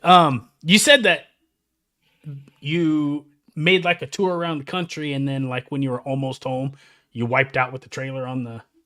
Yeah, that was her first CTSV. Okay. We traveled all the way to California and raced in all the cities on the way there and on Yeah. the way back. And then we had we were going over a hill and they had a like 90-something mile an hour crosswind hit the trailer. Yeah. And it went way flipped. Yeah. Luckily, I was injured and I lost the car and the truck. So you can speak from a very good standpoint on financial loss, is what you know. Oh yeah, that one hurt. That one hurt a lot. Yeah, because I until recently, I've always thought paying for your cars in cash was the best way, which is obviously really stupid in case something like this happens. You know, that is a good question for you, because I guess you'd be the man to be asked, or somebody of your stature, which has had a shop, been there, done that. What is the best way? Because I've just never had that much money. That does kind of go against my rule of don't finance a race car. I've always kind of lived that rule. So my C7 is paid for. That's why I bought a Stingray and not a Z06. I'm stupid. Oh, okay. Yeah, but you got to think what I'm doing to my car. You wouldn't want to do that to something that you financed in case something happens, right? Yeah. Nowadays, cars are so expensive; it's hard to live by that rule. You can't. Yeah. I mean, yeah. Especially within the past 10 years. I was able to buy my car cash because I sold another car to do it, and I only paid $35 for the car. Yeah. Nowadays, what, $60,000-$70,000? Yeah. So it's hard. You used to be able to, you used to be able to scoop in on the deals, buy them wrecked, hurt, damaged, in worse shape, fix them up a little bit, make some money. The car that you're going to do some racing with, but then you get these guys that actually start financing the car parts, and they're like, "Oh man, use a firm to buy this supercharger," and I'm like, "Bro, you're going to be paying for that supercharger for the rest of your life." Or the worst thing ever, something I really hate, when it's your only vehicle. If you are building a race car and it is your only vehicle, oh my God. No, you are not. I believe you are the stupidest person on the planet. This man speaks truth. I would never do that. This man speaks truth. I need to get it done. I'm like, you're stupid. Not trying to hurt your feelings. Race car, I'm trying to hurt their feelings. Don't build a race car and it be your old car, because it's absolutely going to break. Yeah. It's so stupid. And it's financially going to really hurt when it does, because by the time you get back on the unless you buy a Plaid, because it makes it a horsepower and it has a warranty. I'm sorry, sir. What was that? Our connection just dipped out there. Also, part of the reason for getting it, I can beat on it and not be nice about it, because there's nothing. That was kind of why I was looking at Porsche. Was I've heard they're just bulletproof. You know what I mean? I would not ever say that. What? Yeah, I got one subscriber that come in here and just I used to work at Porsche. Those things are bullet. I was like, okay, well, I mean, fucking 80s. the air cooled one. Yeah, No, they for sure. when it was can. 190 horsepower or something shit. Even then, the twin turbo 911s. I mean, I used to work Yes. on one of those all the time. The turbos would fail. No, really. But, for a road course car, one thing on the Calvo episode, I don't know if you caught, which I thought was crazy, that he said the Viper was better around a track than the Porsche was. I don't think there was anything better than a Porsche around the track. Yeah. But that was something that really caught that card. But so it was like the Super Bowl game. Go ahead. I'd be hard pressed to see a ZL1 1LE against a Viper at the track. I think the ZL1 would do a lot better than people think it does. The ZL1 LE on a road course is fucking deadly. Yeah, that car. That's if you saw the one they ran with the NASCARs. They ran no Camaro. Yeah. Yeah, they ran it against a bunch of race cars, and it beat them. Oh shit. Yeah. I'm about to Camaro wasn't supposed to do that. No, God.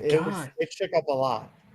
No, like I said, when I was watching that podcast and Antonio was saying, talking about and I'm sitting here, it's like the Super Bowl game. I was like, tell him, Antonio, tell his ass.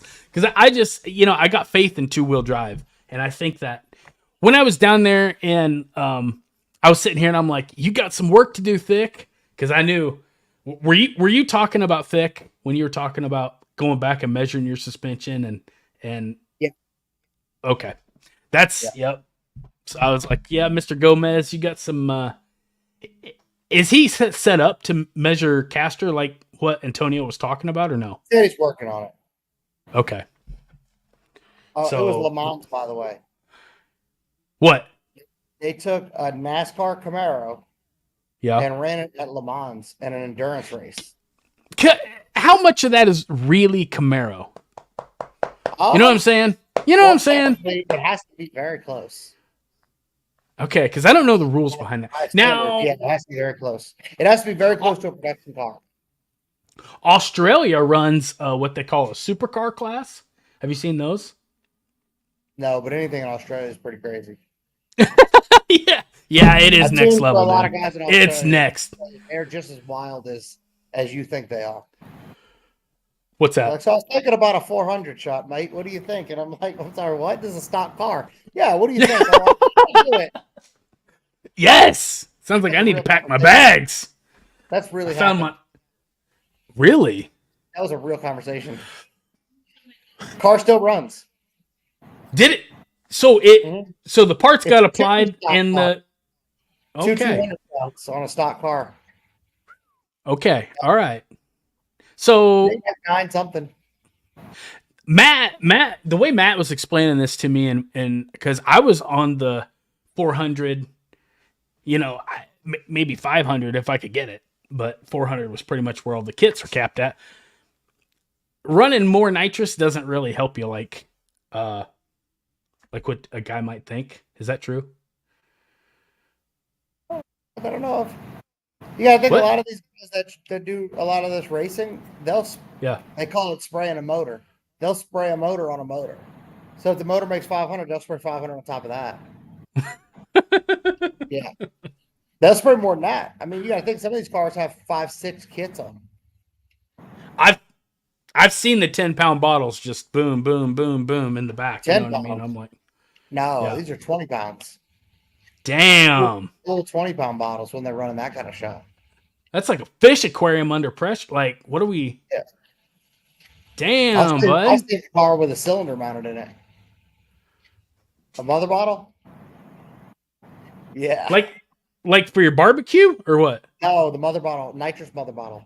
I haven't seen that. 50 pounds or something like that. 50-something pounds. What the fuck? Yeah, does it have wheels on it? Does it have wheels? It was a truck, and he had 2 of them in the bed. Oh, okay. Yeah. Yeah, but the bumper was sparking on that bad boy. Yeah. Oh, apparently on diesel, you just keep adding the nitrous until it stops taking, is what he said. Okay. Yeah. Whatever that means. Okay. Whatever that means. Yeah. That needs to be a t-shirt right there. Whatever that means.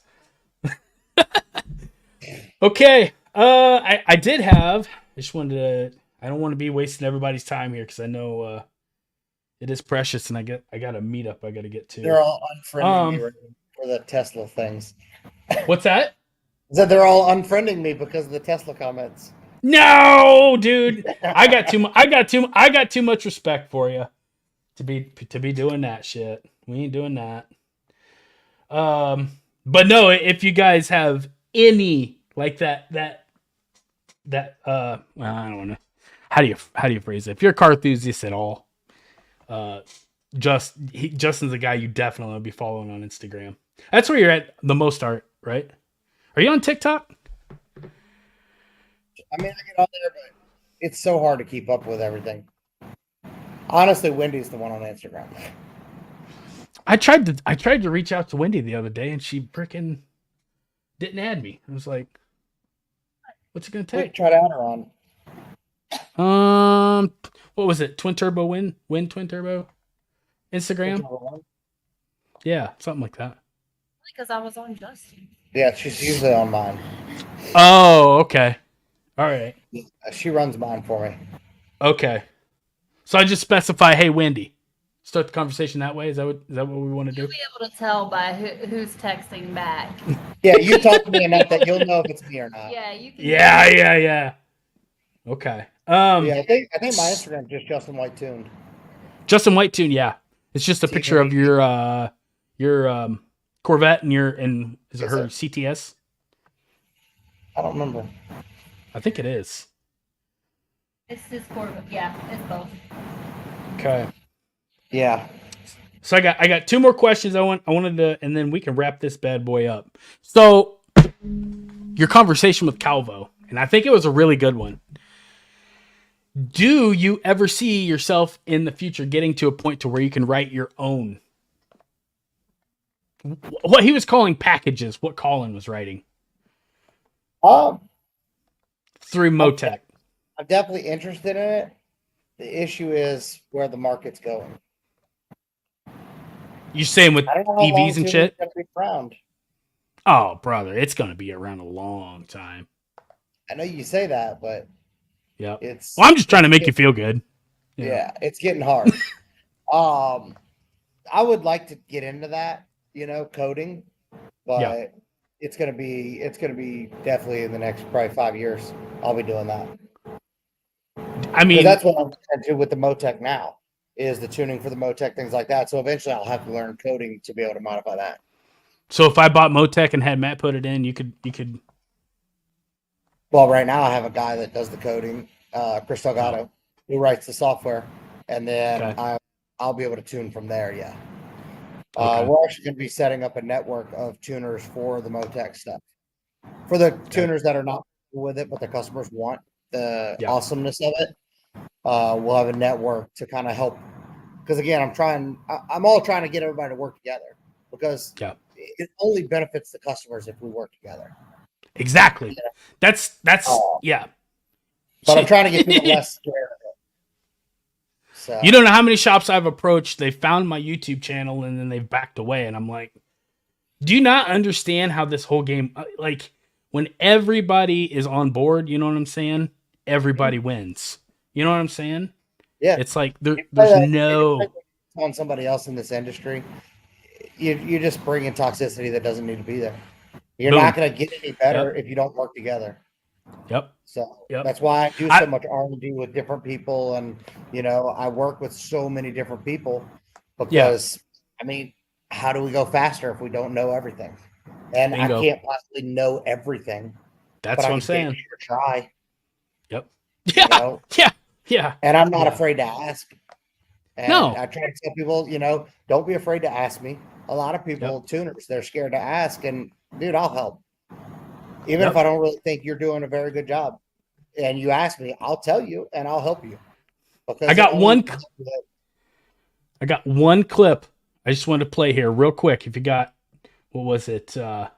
20 seconds, and this is probably what made me call you. So like when you go to competition, whether it's track or street, whatever you do in Mexico, who are the other guys, the C7 guys that are out there like that you compete with? Lately? Yeah, lately. We retuned them all. Huh? We retuned them all. So that and also on that same podcast, you said that if you didn't have Thule and Crawford and everybody, that your C7 would have just been another piece of shit C7. And I think that's awesome and admirable when a guy gives credit where credit's due. I think that was like, that's where I was like, schedule my, what do you call it, consultation. Yeah. That was the best money I ever spent. I don't. That's why I was just, what do you want? What do you want? What do you want? You know what I mean? That's why I just paid. It's just invaluable. That was, I swear to God, that I don't know what you've got it up to anymore, but that phone call that will save your ass so much. That was probably the best money I spent. The main reason that we even do the consultation is just to try to, honestly, it just, because I don't think it's that much. It's like 50 bucks or $100 or something. But it's basically to show me that you are serious about your project. Because I'll spend way more time than the hour or the 30 minutes. You did with me. You did with me. Yeah. And I do that because you're showing me that, it's $100, dude. That's nothing. Yeah. But to me, that shows me that you are willing to listen and you want to do the best with what you got. So, that's the reason we do it. Yep. It's not because I'm sitting there. But if you think, if you think about it, I mean, and I'm speaking to the audience here. If you think about it, everybody that's at his fingertips becomes at your fingertips. All the relationships that he has instantly gets funneled into one. And he didn't hold back. He told the freaking truth, and he didn't hold back. And he was like, this, and this is what you need, but you're going to run into this, and this problem. And that's a totally different experience of what I had at any other shops, because you walk into these other shops or contact or call them or whatever, and I don't know if it's an ego thing or whatever, but that's where I was just like, fuck, you're halfway across the country. I mean, I'm 6 hours away from Canada, and you're on the Gulf of Mexico. So I drove across the country to get my car, and that's what I said in my video. I passed all those shops because it was just like, if you want 1,000 horsepower, this is the gateway to do it. And it was great. It was a great experience. The big thing, a lot of these shops, they do things and they might test, let's say, 80 cars a year, right? Well, you got to keep in mind that I work with so many people that I see what's working, what's not working, what's working over here, what's working over here. I see thousands of cars a year. So I can see a lot more than most people can. Plus, I work together with a lot of people. So even if I'm not tuning the car, I'm hearing about the issues, or I'm seeing these, or I deal with the manufacturers that are making things. Because my biggest thing is networking. I want to bring everybody together. That's why I have certain pages, where all the customers go. And on there is Brian Thule. And, a lot of these big manufacturers, they're in there, they're watching, they're listening. Right. So, when you have so many people together, you clearly can't help but do really good work. It's a win-win-win. And the customer, that's what I'm saying. And the customer saves broken shit on your car. You get a winning combination. And when you don't become a guinea pig for a beginner shop. Yep. So for the people worried about remote tuning, and you like taking their car to the edge and back. So a lot of people say, because we run the times we run, that we do aggressive tunes. That would hands down be the stupidest thing I've ever done. So none of the tunes that we do on a regular remote tune, they're not aggressive. They're efficient. They run fast times. And in most cases, they're more than anybody's ever going to want to push their car anyways. But they're not aggressive. Once somebody decides they're going to go to the track, they're going to log, and we work together for a while, I'll explain different things we could push harder. But the amount of cars that I've actually pushed to where I was genuinely like, this thing may not make it, I can count on one hand. Thick being one of them. Thick is, I knew, yeah. Thick is definitely one With- of them. And yeah, his with the car gar- never blew up. And it ran Still? faster than most 20. No, wait. Still has, Still it's still blown going. up. He's got a doing garden hose of methanol plugged into the, like, And it still hasn't blown up. He's mixed fuels when I told him he was out of fuel. But you got to remember that I obviously have a lot of safeties in mind in these cars. So when people, tuners always try to do that. They're like, oh, he pushes them to the edge. And no, just because you can't make them fast and safe doesn't mean that we can't. no. We don't have to be aggressive to run a good time. No, I remember. Aggressive, and I've made it aggressive, and I still turn it down, and we still run mid-8s with it and drive it across the country. Yeah, that's what I was telling everybody. Well, That's Wendy like, drives it. And she races. I just touched the computer, man. It's my car. that's what I was about Yeah. to say. Okay. She knows everything. I should have known. Yeah. Yeah, that's what I told everybody. I said, I took a picture of my Speedo.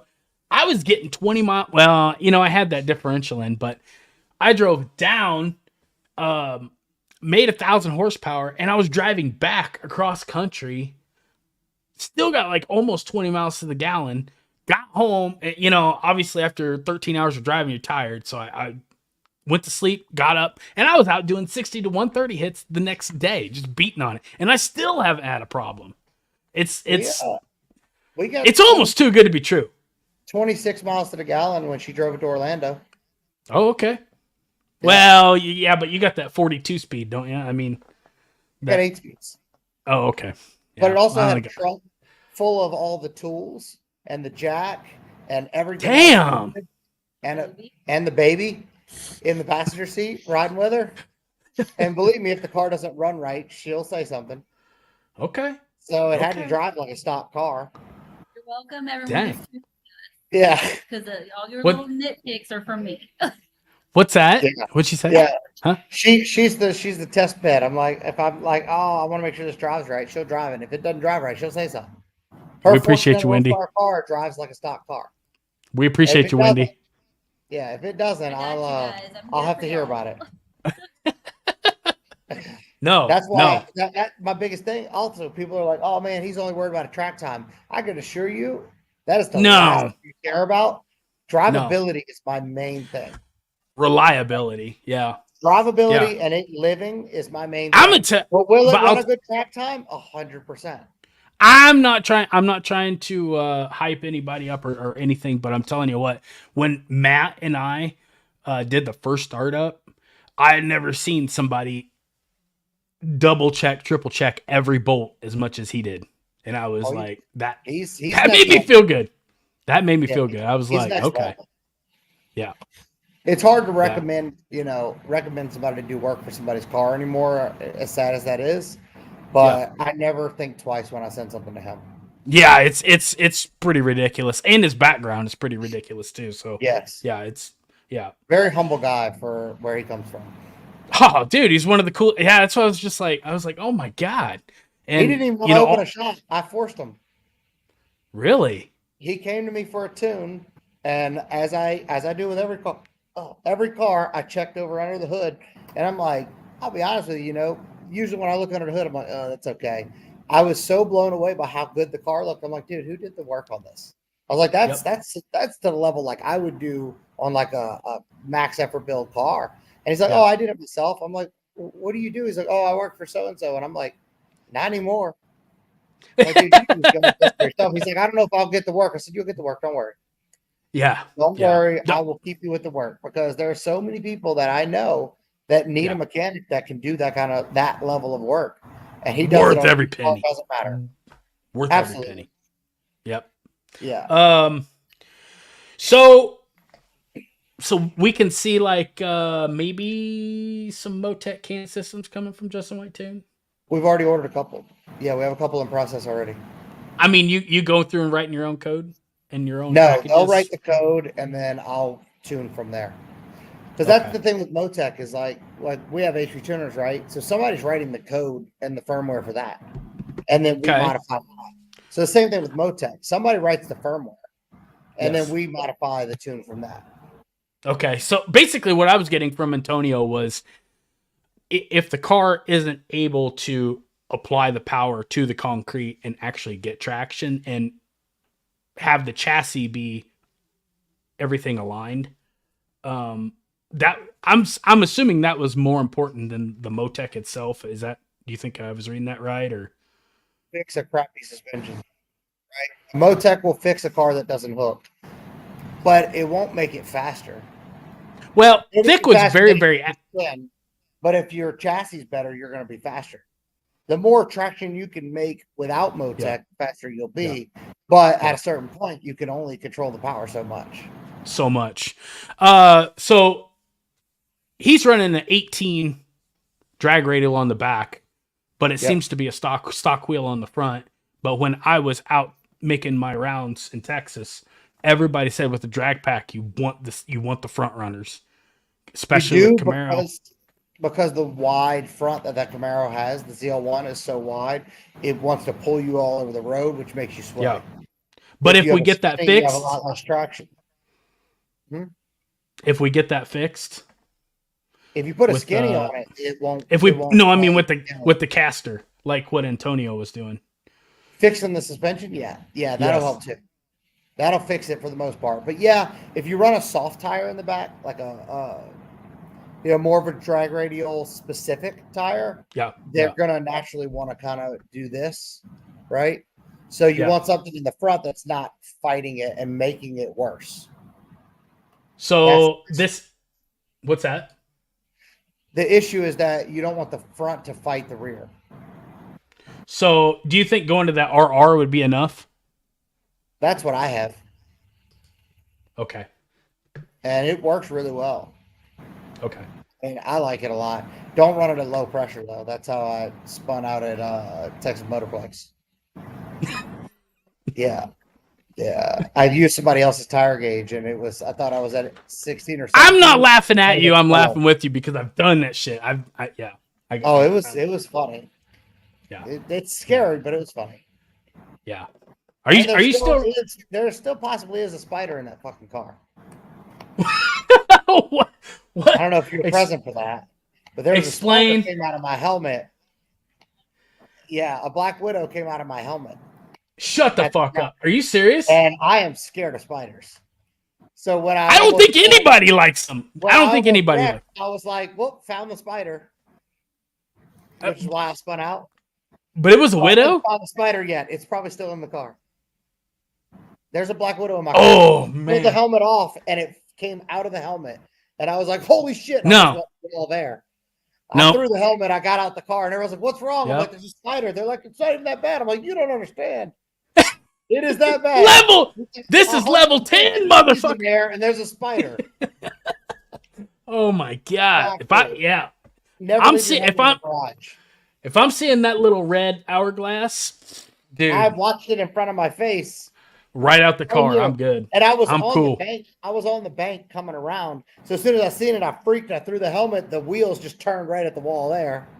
Yep. So I almost hit the Well, wall the first time. well, yep. Yeah. Wasn't bad driving. You got a reason. Okay, I got you. So Yeah.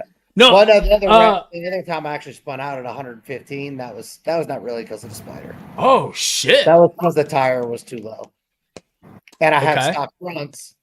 So, So what were as you- soon as it let it go? It counteracted and pulled me back around. Well, I was doing some reading. That the tread wear rating on that tire is a 40. I have never seen anything below a 0 or 100. I'm sorry, and I was like, They have holy zeros. shit. Drag radials. Well, Yeah. that's a whole different that's a whole different level. I'm like, this isn't even a beadlock. I was just like, holy shit! I didn't even know they make you could fucking probably poke your finger into it. I'm like, this got to be soft. Well, they live a lot longer than the radials though. Do they really? But yeah, I've ran a lot on those tires, and they still look new. Where I only made it 2 weeks on a set of ET Street SSs, No shit. but I was racing a lot. So What so in this one right here, what were you running? Well, I guess I'm gonna say this isn't you, but it could be you. No, But I'm assuming you know this guy real well. You know what I'm saying? But look at those tires, man.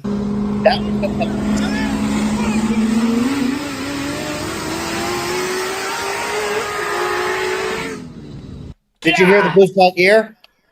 Dude, I don't know what it was. I was just, it sounded like a fucking jet when you're letting off. Is that what that was? That was the boost by gear. That whoa, the boost Okay. coming in. Building in. But no, that was a 30-inch radial, and that was scary as shit. I almost 30-inch. Somebody in the comments said that was 30-inch tire, and I said, "Holy shit!" Yeah. Well, I was trying to play with gearing, and it Okay. worked because it made my shifts way further out. Yes. It let me use second gear.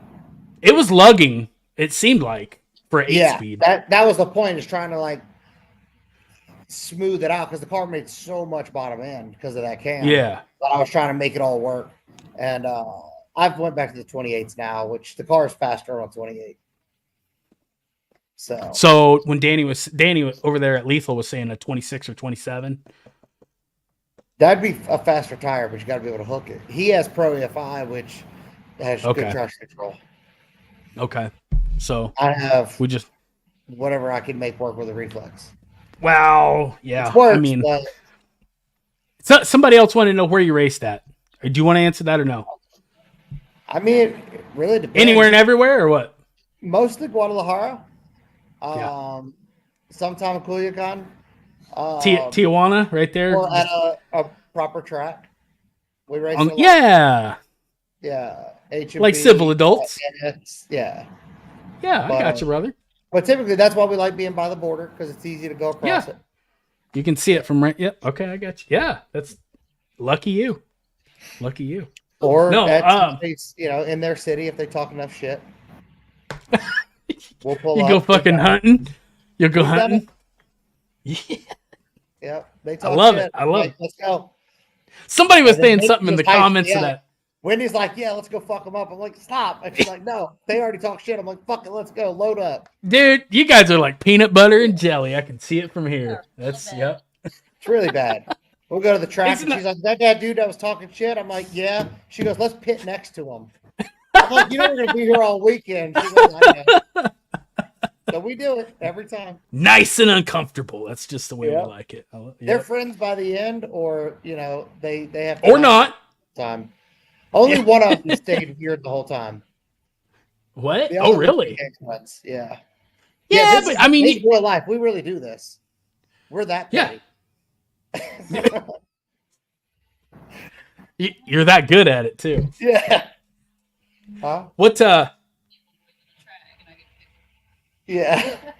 What's up? What'd you say? She was just saying that's what happens when I sleep at the track. She'll pick where to park, and it's always next to somebody to talk shit.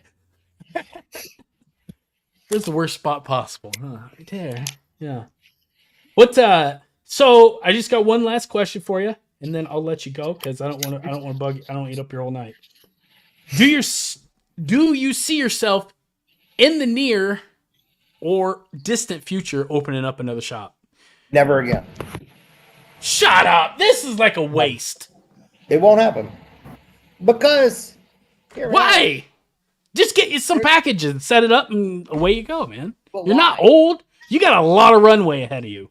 But it's better for me to be able to be at the track and be there and fly into these shops and help these tuners learn and help other people.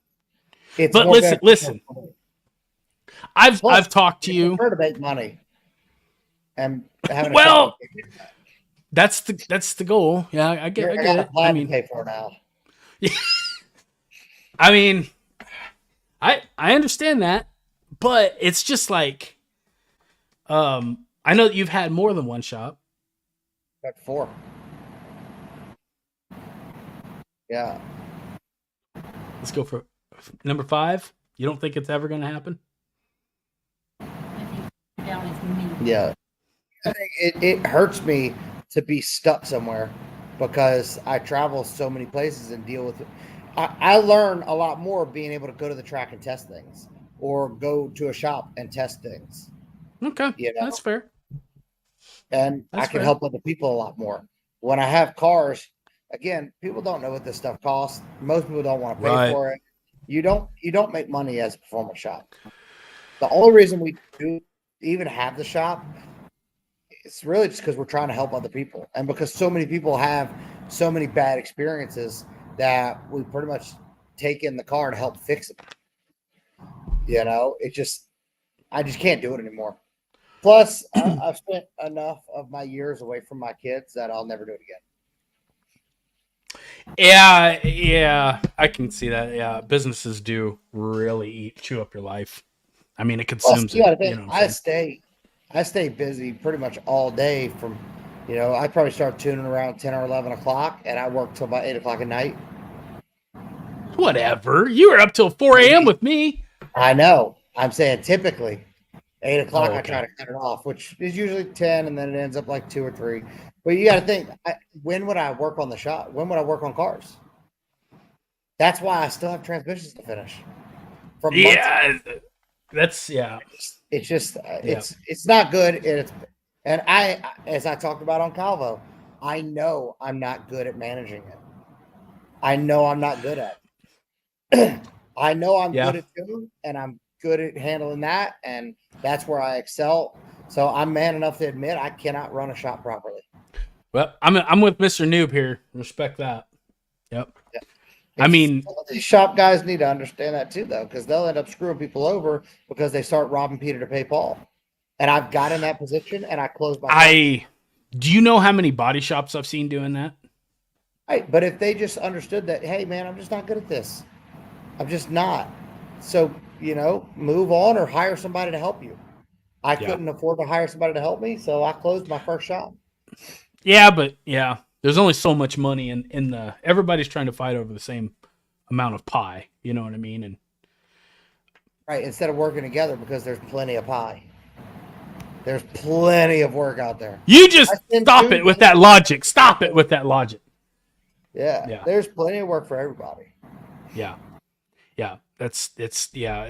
And I don't know how your map pricing or whatever you were talking about before, but it was like, okay, yeah, well, it just seems like when you see somebody so talented at something and you got a lot of runway left in life, it's like, I was just like, man, come on, go for 5, but It could be, me being in your city next week to tune cars.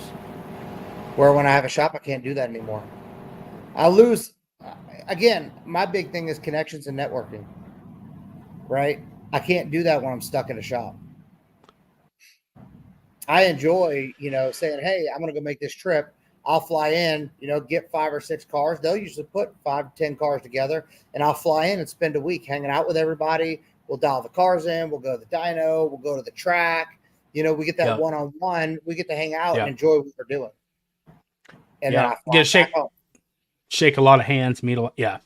Yeah, I'd prefer to be that one-on-one. Like I get people all the time. They're like, they'll get me on the phone or something, and they're like, "Man, you're just so down to earth." I'm like, "Why wouldn't I be? I don't do this for the money. I do this because I enjoy it. If money was my main goal, I wouldn't be doing this. I promise you. This is not where it's at. We make a good living, but you're not going to get rich doing this. You do this because you love doing it. Yep. The look on somebody's face after, they drive their car and they're just like, man, that thing feels incredible. That right there that's payment. That's more than the money. I got some guys that have been following me since my little trauma experience with Hurricane Barrel. And we were going back and forth online, and I was reading. Yeah, because I ran before it hit. What's that? Well, I had somebody was like, "Oh, he's got a car to tune out of state," and I'm like, "Well, is he coming back?" I thought it was just going to be overnight, plug back in and go. That was yeah. But I left to meet you, so I was like, "Man, hang out." Yeah, I left. There's a piece of my There's a piece of my soul at machine number 15 at that laundromat, so I'll never forget. Yeah, I'll never forget. That's when I learned how to do laundry. Oh, really? I believe it. Yeah. I didn't know how to do laundry before that. I learned all over again. I walked in and I'm like, there's no coin slots. Like, you don't, like, what the fuck are we doing now? I'm like, and he's like, you have to get a card over there on the wall. And I'm like, oh, fuck, here we go. But we made it through. Michael, he says, I think he's from Texas. He says, how much more can Justin get out of a completely stock ZL1 with a tune? If you do a tune with E85 and perfect, 100 wheel. There you go. Typically What do you without think? E85 or anything, 30 to 40. So, what do you think you can get? Like 100 wheel. What does that? What does that equate to? Because that's a lot of power. 625 horsepower to the tire with just E85 and spark plugs. They typically make about 520 to 530. Some I've I seen think 540-ish. so. I think you're at. What do you need? So I think the flex fuel is like what $250 for the kit, and then I think the spark plugs are going to be about another 100. And I think to get HP tuners in a wideband, is that what you're Yep. going to need? Yep. So you need. So you're probably at like 700, $800 in parts, Yep. and then you call Justin, and with that 10 speed, can you snapping it up? Because Mike, Yep. I think Mike, At this point, tell, you don't even touch the trans. you don't. No. Okay. No, the 10 speed's the factory tune on the 10 speed is not bad. But once you get, 700, 750 wheel, you start running into a torque limit and you have to license it. How much power can the 10 speed hold in the ZL1? We're trying to find that now. We're at Really? 14, but we haven't had an issue yet. Yeah. See, yeah. Now that's a built one, but in stock form, I've made 1200. I don't know, probably 10 or 15 times, and I've to this date never had a factory 10 speed fail that I've tuned. Tez just freaking went out. Real Tez or whatever his name is on YouTube. Tez is actually having issues now, so that may be Yes. my first one. Damn him. Is that, I was just like, But that car had issues before we tuned it, and we kind of made it work. But his car is gonna be. He's gonna hurt a lot of but people. dude, when you go to, oh yeah, I saw no passenger seat, and I'm like, fuck, here we go. Yeah. I was like, Well, he did the the stage 1 cam, the little package, basically similar to what you have. Yeah. Oh, really?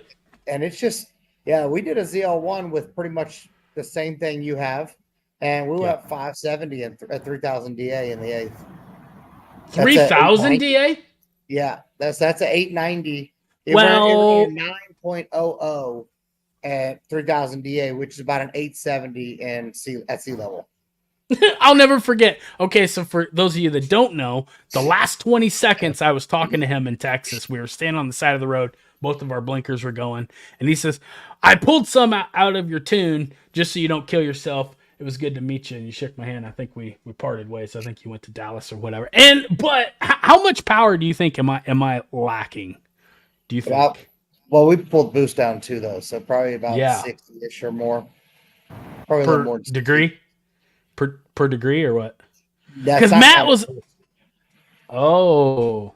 Yeah. It's down a little bit, but it was, the car was kind of a little uncontrollable.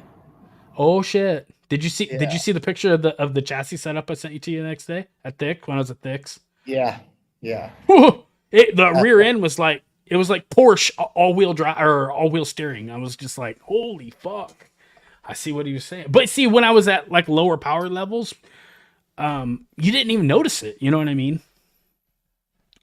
Okay. Noob said I did a lower pulley. Yeah, 586. That's about right. Lower pulley in a tune. Right. Which, if he would have did no pulley and E85, he would make more than that. Right. I've been telling people. What did he say? Okay, hang on one second here. He says Mike came back and said he's got a 6-speed. Good job. Good selection. He says, what's long term? What's the long term drawback? The only drawback to having flex fuel is when you put pump gas back in and you're like, what the hell happened to my car? I fucking told you all. I've been telling them forever. Nobody believes me. Like, what the hell did I do? There's as we talked about on the ARS podcast, it was, and they even looked up the documentation because I thought I remembered it being 96, but it was 1994. There was a federal mandate for any fuel system. I know GM followed it. Every fuel system was ethanol compatible by 1994. Yeah, they have what is it called, Viton in the rubber, which makes it harder. And if you think about it, people are like, "Oh, well, ethanol ruins your fuel system," and I'm like, "Bro, what do you think's in your pump gas?" Don't you think that would have done it? Hello. But no, everything's been flex fuel compatible since 1994. It's substantial. I think it's like 15% too. I think is what we got here. 10% in all super fuels. And or when I super say unleaded. 10%, it is literally 9.8 to 10.0 in anything By volume. that says it's up to 10%. When you check it with your flex sensor, it's always 9.8 to 10. Doesn't matter where. If it says it has 10%, it has 10. But that's pretty much the difference between 91 and 93 is the ethanol. Is that what it is? Yeah. Okay. That's where they're getting the stability from. Right. That makes sense. I know a lot of people say something about how they're like, oh, well, I run pump gas in my car to clean my injectors. And I've heard of that, but keep in mind that everything I own runs on flex fuel. Even the Escalade. Yeah. Runs on flex fuel. I don't put pump gas in anything if I don't have to. It's a cheat code. It's absolute. People got to remember, I don't live where there's winter. So I don't know how that affects it. But I tune a lot of cars that have winter, and they don't have an issue. It cracks off slow, like a pop, pop, pop, pop, pop, pop, pop, pop, pop, pop, pop. You know what I mean? But once the car's warm, it's fine. It runs like normal. Well, I've got people that start their cars in like -20 or -30. Somebody sent me a video. Last year. But I'm like, man, that's probably not a great idea. Why? Why is that not a great idea? Because it does have a lot less energy in the fuel. So it doesn't run as well when it's cold. It doesn't atomize very well. Oh, I thought it was an oxygen. He fired it up. And started revving it. Oh, dude. Give that a minute.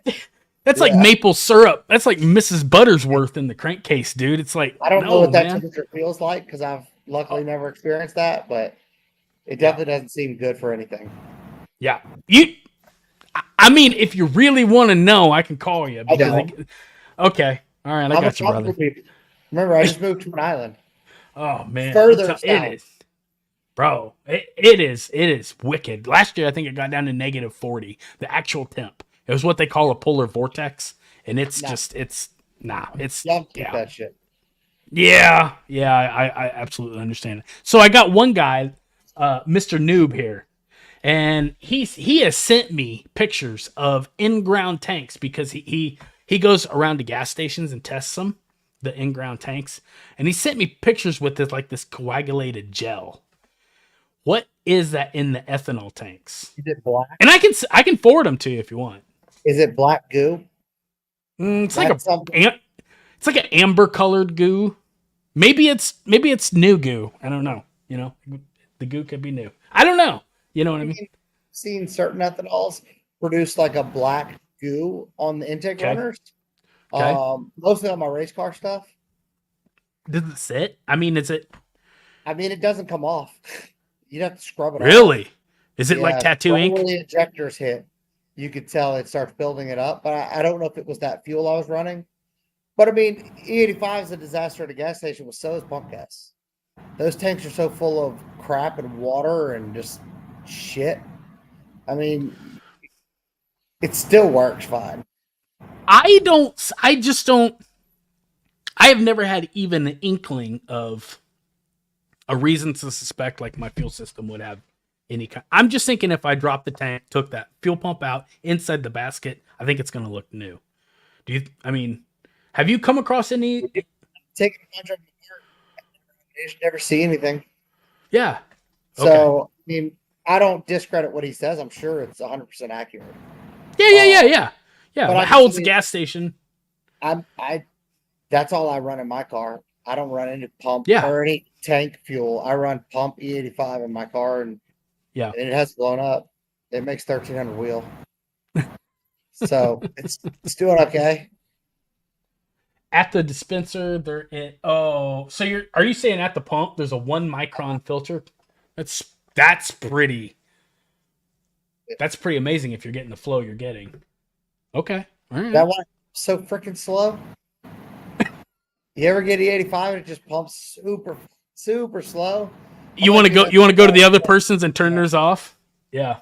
Oh man, it's so slow. Yeah, you tone, you can hear the pump going. No, okay. No, that's interesting. No, I've preached on it for years. What? I don't think I'd ever want to see his pictures. I can form 2 if you want them. Just just That's shout. borderline. But The time that I saw a dyno reading with 8 widebands.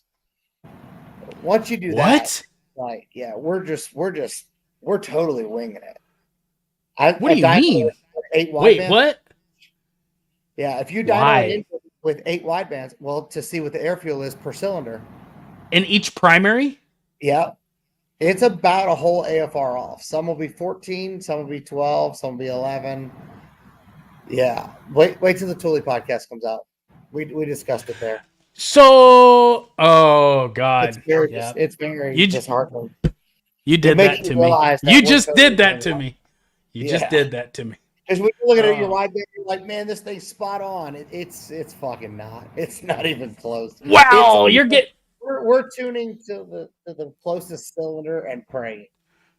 How close can one of those sensors get without being fried? Because I know that EGTs get freaking high, dude.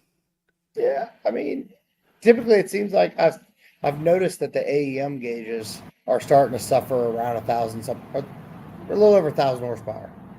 Like mine's 1,000 starting horse. to get weird. Yeah. So I'm gonna swap to the AFR CAN, the NTK sensor, because I think I've cooked mine. Does NGK make those? No, NTK. NTK? Yeah, I'll NTK have to. makes lab grade sensors or calibration level sensors. You can go up to like Because 2,000 Fahrenheit or whatever. you got to have the right wideband that can run it, Okay. which that Ballinger AFR runs them. It's like Let me- 600 for the gauge and like 300 for the sensor. Well, but if you're running Yeah, blind, better. it's kind of worth it. You know what I mean? Well, I mean, I watch the narrows a lot too because I trust the narrows more than I trust the wideband. Because they're So faster as or long- what? They're OE level. They're very, very good sensors as long as they're Denzos. Okay. Which is also, I think, close to NTK, but I don't really know. I know what the readings need to be, and they typically, if I'm seeing, 880 on the narrows, and I see like 13 on the wideband, then the wideband's wrong. Yeah. Yeah. But that also goes back to understanding the data and understanding what you're looking at. Yes. A lot of tuners don't live on that wideband, and they don't realize that you need to check it versus other sensors to make sure everything's jiving. Yes. A lot of people don't think about that. No, and it's hard to find somebody with the horsepower upstairs to freaking, you know what I'm saying? Yeah. I mean, somebody can just be like $600 for a tune, because that's what I was running into, and it's just like you get that feeling of, it's. And I'm not calling people dumb or whatever. You just don't feel confident in their skill level, and it's that's why when Somebody the other night, and it's an influencer, and they said that they'd spoken to a lot of tuners, and they were surprised. One, the info that I would give out just by being on the phone, which I'm here to help. And two, Exactly. I was able to answer every question without the obvious hiding things. yes, They were like, hey, I just don't understand why people don't want to. I guess it was more along that they didn't believe that they knew the answer. or trying to make it about yourself, and because a lot of people have egos, especially when you get in front of a camera, hit the little red button. I used to have that, and I Did you? learned that. Did you grow out of that? Oh, Okay. I was a dumbass when I first started. I thought because we were the fastest around, so I was Yeah. like, we're better than everybody. And Yeah. me now versus what I knew back then, I was an idiot. I did good. I didn't blow cars. We all were. We all were, But dude. I didn't know anything compared to what we know now. We then all I'm didn't. hoping it's the same thing. But I think it's your But I approach, learned- and I learned to be smart and to be humble and to listen to everybody. Yep. So, because you never know what an idiot will teach you. I say you got something to learn from everybody, good or bad. Yeah, but You know what I'm that's saying? honestly where our price structure comes from. Whatever everybody's charging, we charge, 650. right. We charge 100 more, and the reason is it's not to try to make the extra money. It's because it makes you do research before you decide to use me. Well, Right. You said it on it. I'd rather There was a you come to me because you know that you want this, you want the best, you want somebody that you know is going to give you everything that they can. That's why I give a platform, say it, preach it, let's go, because I believe in it. And you know what I'm saying? If I'm not going to steer people wrong, I've seen a lot of shit in this industry in my time. I did take a hiatus because I just couldn't afford to play in the game anymore. You know what I mean? Like you just in your 20s, you got to knuckle down and make money. Everybody's got to make their own way in life. And I came back to it, but came back to it with the knowledge and you know somebody that's bullshit. You can't bullshit a bullshitter. You ever heard that saying? So and when you find quality, yeah, you hang on to it here because that's why I'm saying your prices are more. And even though, can I ask you? So like a 10 speed, do you charge the TCM and ECM every time? You mean? Like so on my 2 high, I have the port ECM and then I have the GM ECM, and I get charged appropriately on that. Do you do that with the trans too, or no? No, when I do the engine tune, the HP side, that Okay. covers all the porta modules. Okay. The port controller is just a different charge because I have to set everything up in it too. It's a whole different standalone deal, right? Yeah. And I even made that affordable just so it made sense. Where a lot of people are charging another like 600 or 700 for a standalone. I don't do Right. that. Was it 250? I think for the standalone stuff. Even if you did, I think it's a bargain just because I know the first time when I said I hooked up the auxiliary and I hooked it up wrong, that was my I don't care, whatever. You know what I mean? I did the best I could and I was fucking wrong. How about that? And that one night, remember, I don't know, it was when you were just closing down the shop. Do you remember that? And you were just like cleaning out the shop is what you said. Yeah. But we were out there one night and I remember that first tune. Literally that's why I came back, because you could feel the difference. So that's why I'm saying even with the charging appropriately, well worth the money. Randy said, just now joining in, have you two talked about the Toyo 888R? Before I let you go, I just kind of want to touch on that. I'm going to be doing a video on that. I have built 2018 810. Okay. 810, 812. Okay. Thanks to Matt and Ryan. So, Norman, Oklahoma. That's not too far from you guys then. Well, where you were. Yeah, but, Fireball. What's that? I think he did the Fireball Camaro. Oh. Look that up. It's pretty badass. So it's about to say. Yeah. My number is Smart Motorsports E70 734 91 octane. Okay. All right. That's not a slow car. What R888R? What? How do you feel about the whole deal? I mean, that was the OG tire. It worked good. It doesn't compete with the RR. So you would recommend people to just skip the 888 and go to the RR? Right, but it wasn't available at first. And I think they're coming out with just an R now. So I guess they're trying to get the shorter name. But just the R now is even better. That it's weird because it's like, is it the chicken or the egg? Which one? So you think the R's better, or because I try to help people, like I waste my money so they don't have to type scenario. You know what I'm saying? You know how many tires I went through to find out? Oh fuck! That's why I'm asking you, brother, because I know. Pile of different tires. Even 15s. We tried 15s. If 15s don't work. Yep. I am not. But yeah, if I was to buy a tire right now, which I just did, the RRs are available. The R probably won't be available until the end of the year or next year. Oh, it's that new. Okay. Yeah. Like it's out, but you're not going to get it because you got to remember there's guys that buy these in bulk, so nobody else can have them. That's the thing. Yeah. Okay. So the RR is pretty available, and the 345/35 is what I run. That's what I'm moving to. Yeah. So as soon as this 888's, yep. I'm gonna do what I can, even if I gotta run spacers. If you say it'll work, It definitely works. I'm gonna. So, like a 18 by 12, because I don't know if drag radial rims are different. Well, I put them on a 10.5 right now, so because I have a base model. Going for So that I need stance to look, or what do you do? What the like? What are we? just Oh, doing what I can with what I got. I They're got you, probably, brother. I think they're made for a 12-inch wheel. So if I order like some 12-inch radials, bead locks. Yeah, you got to think that tire's 13 or 14 inches across. That's why it works.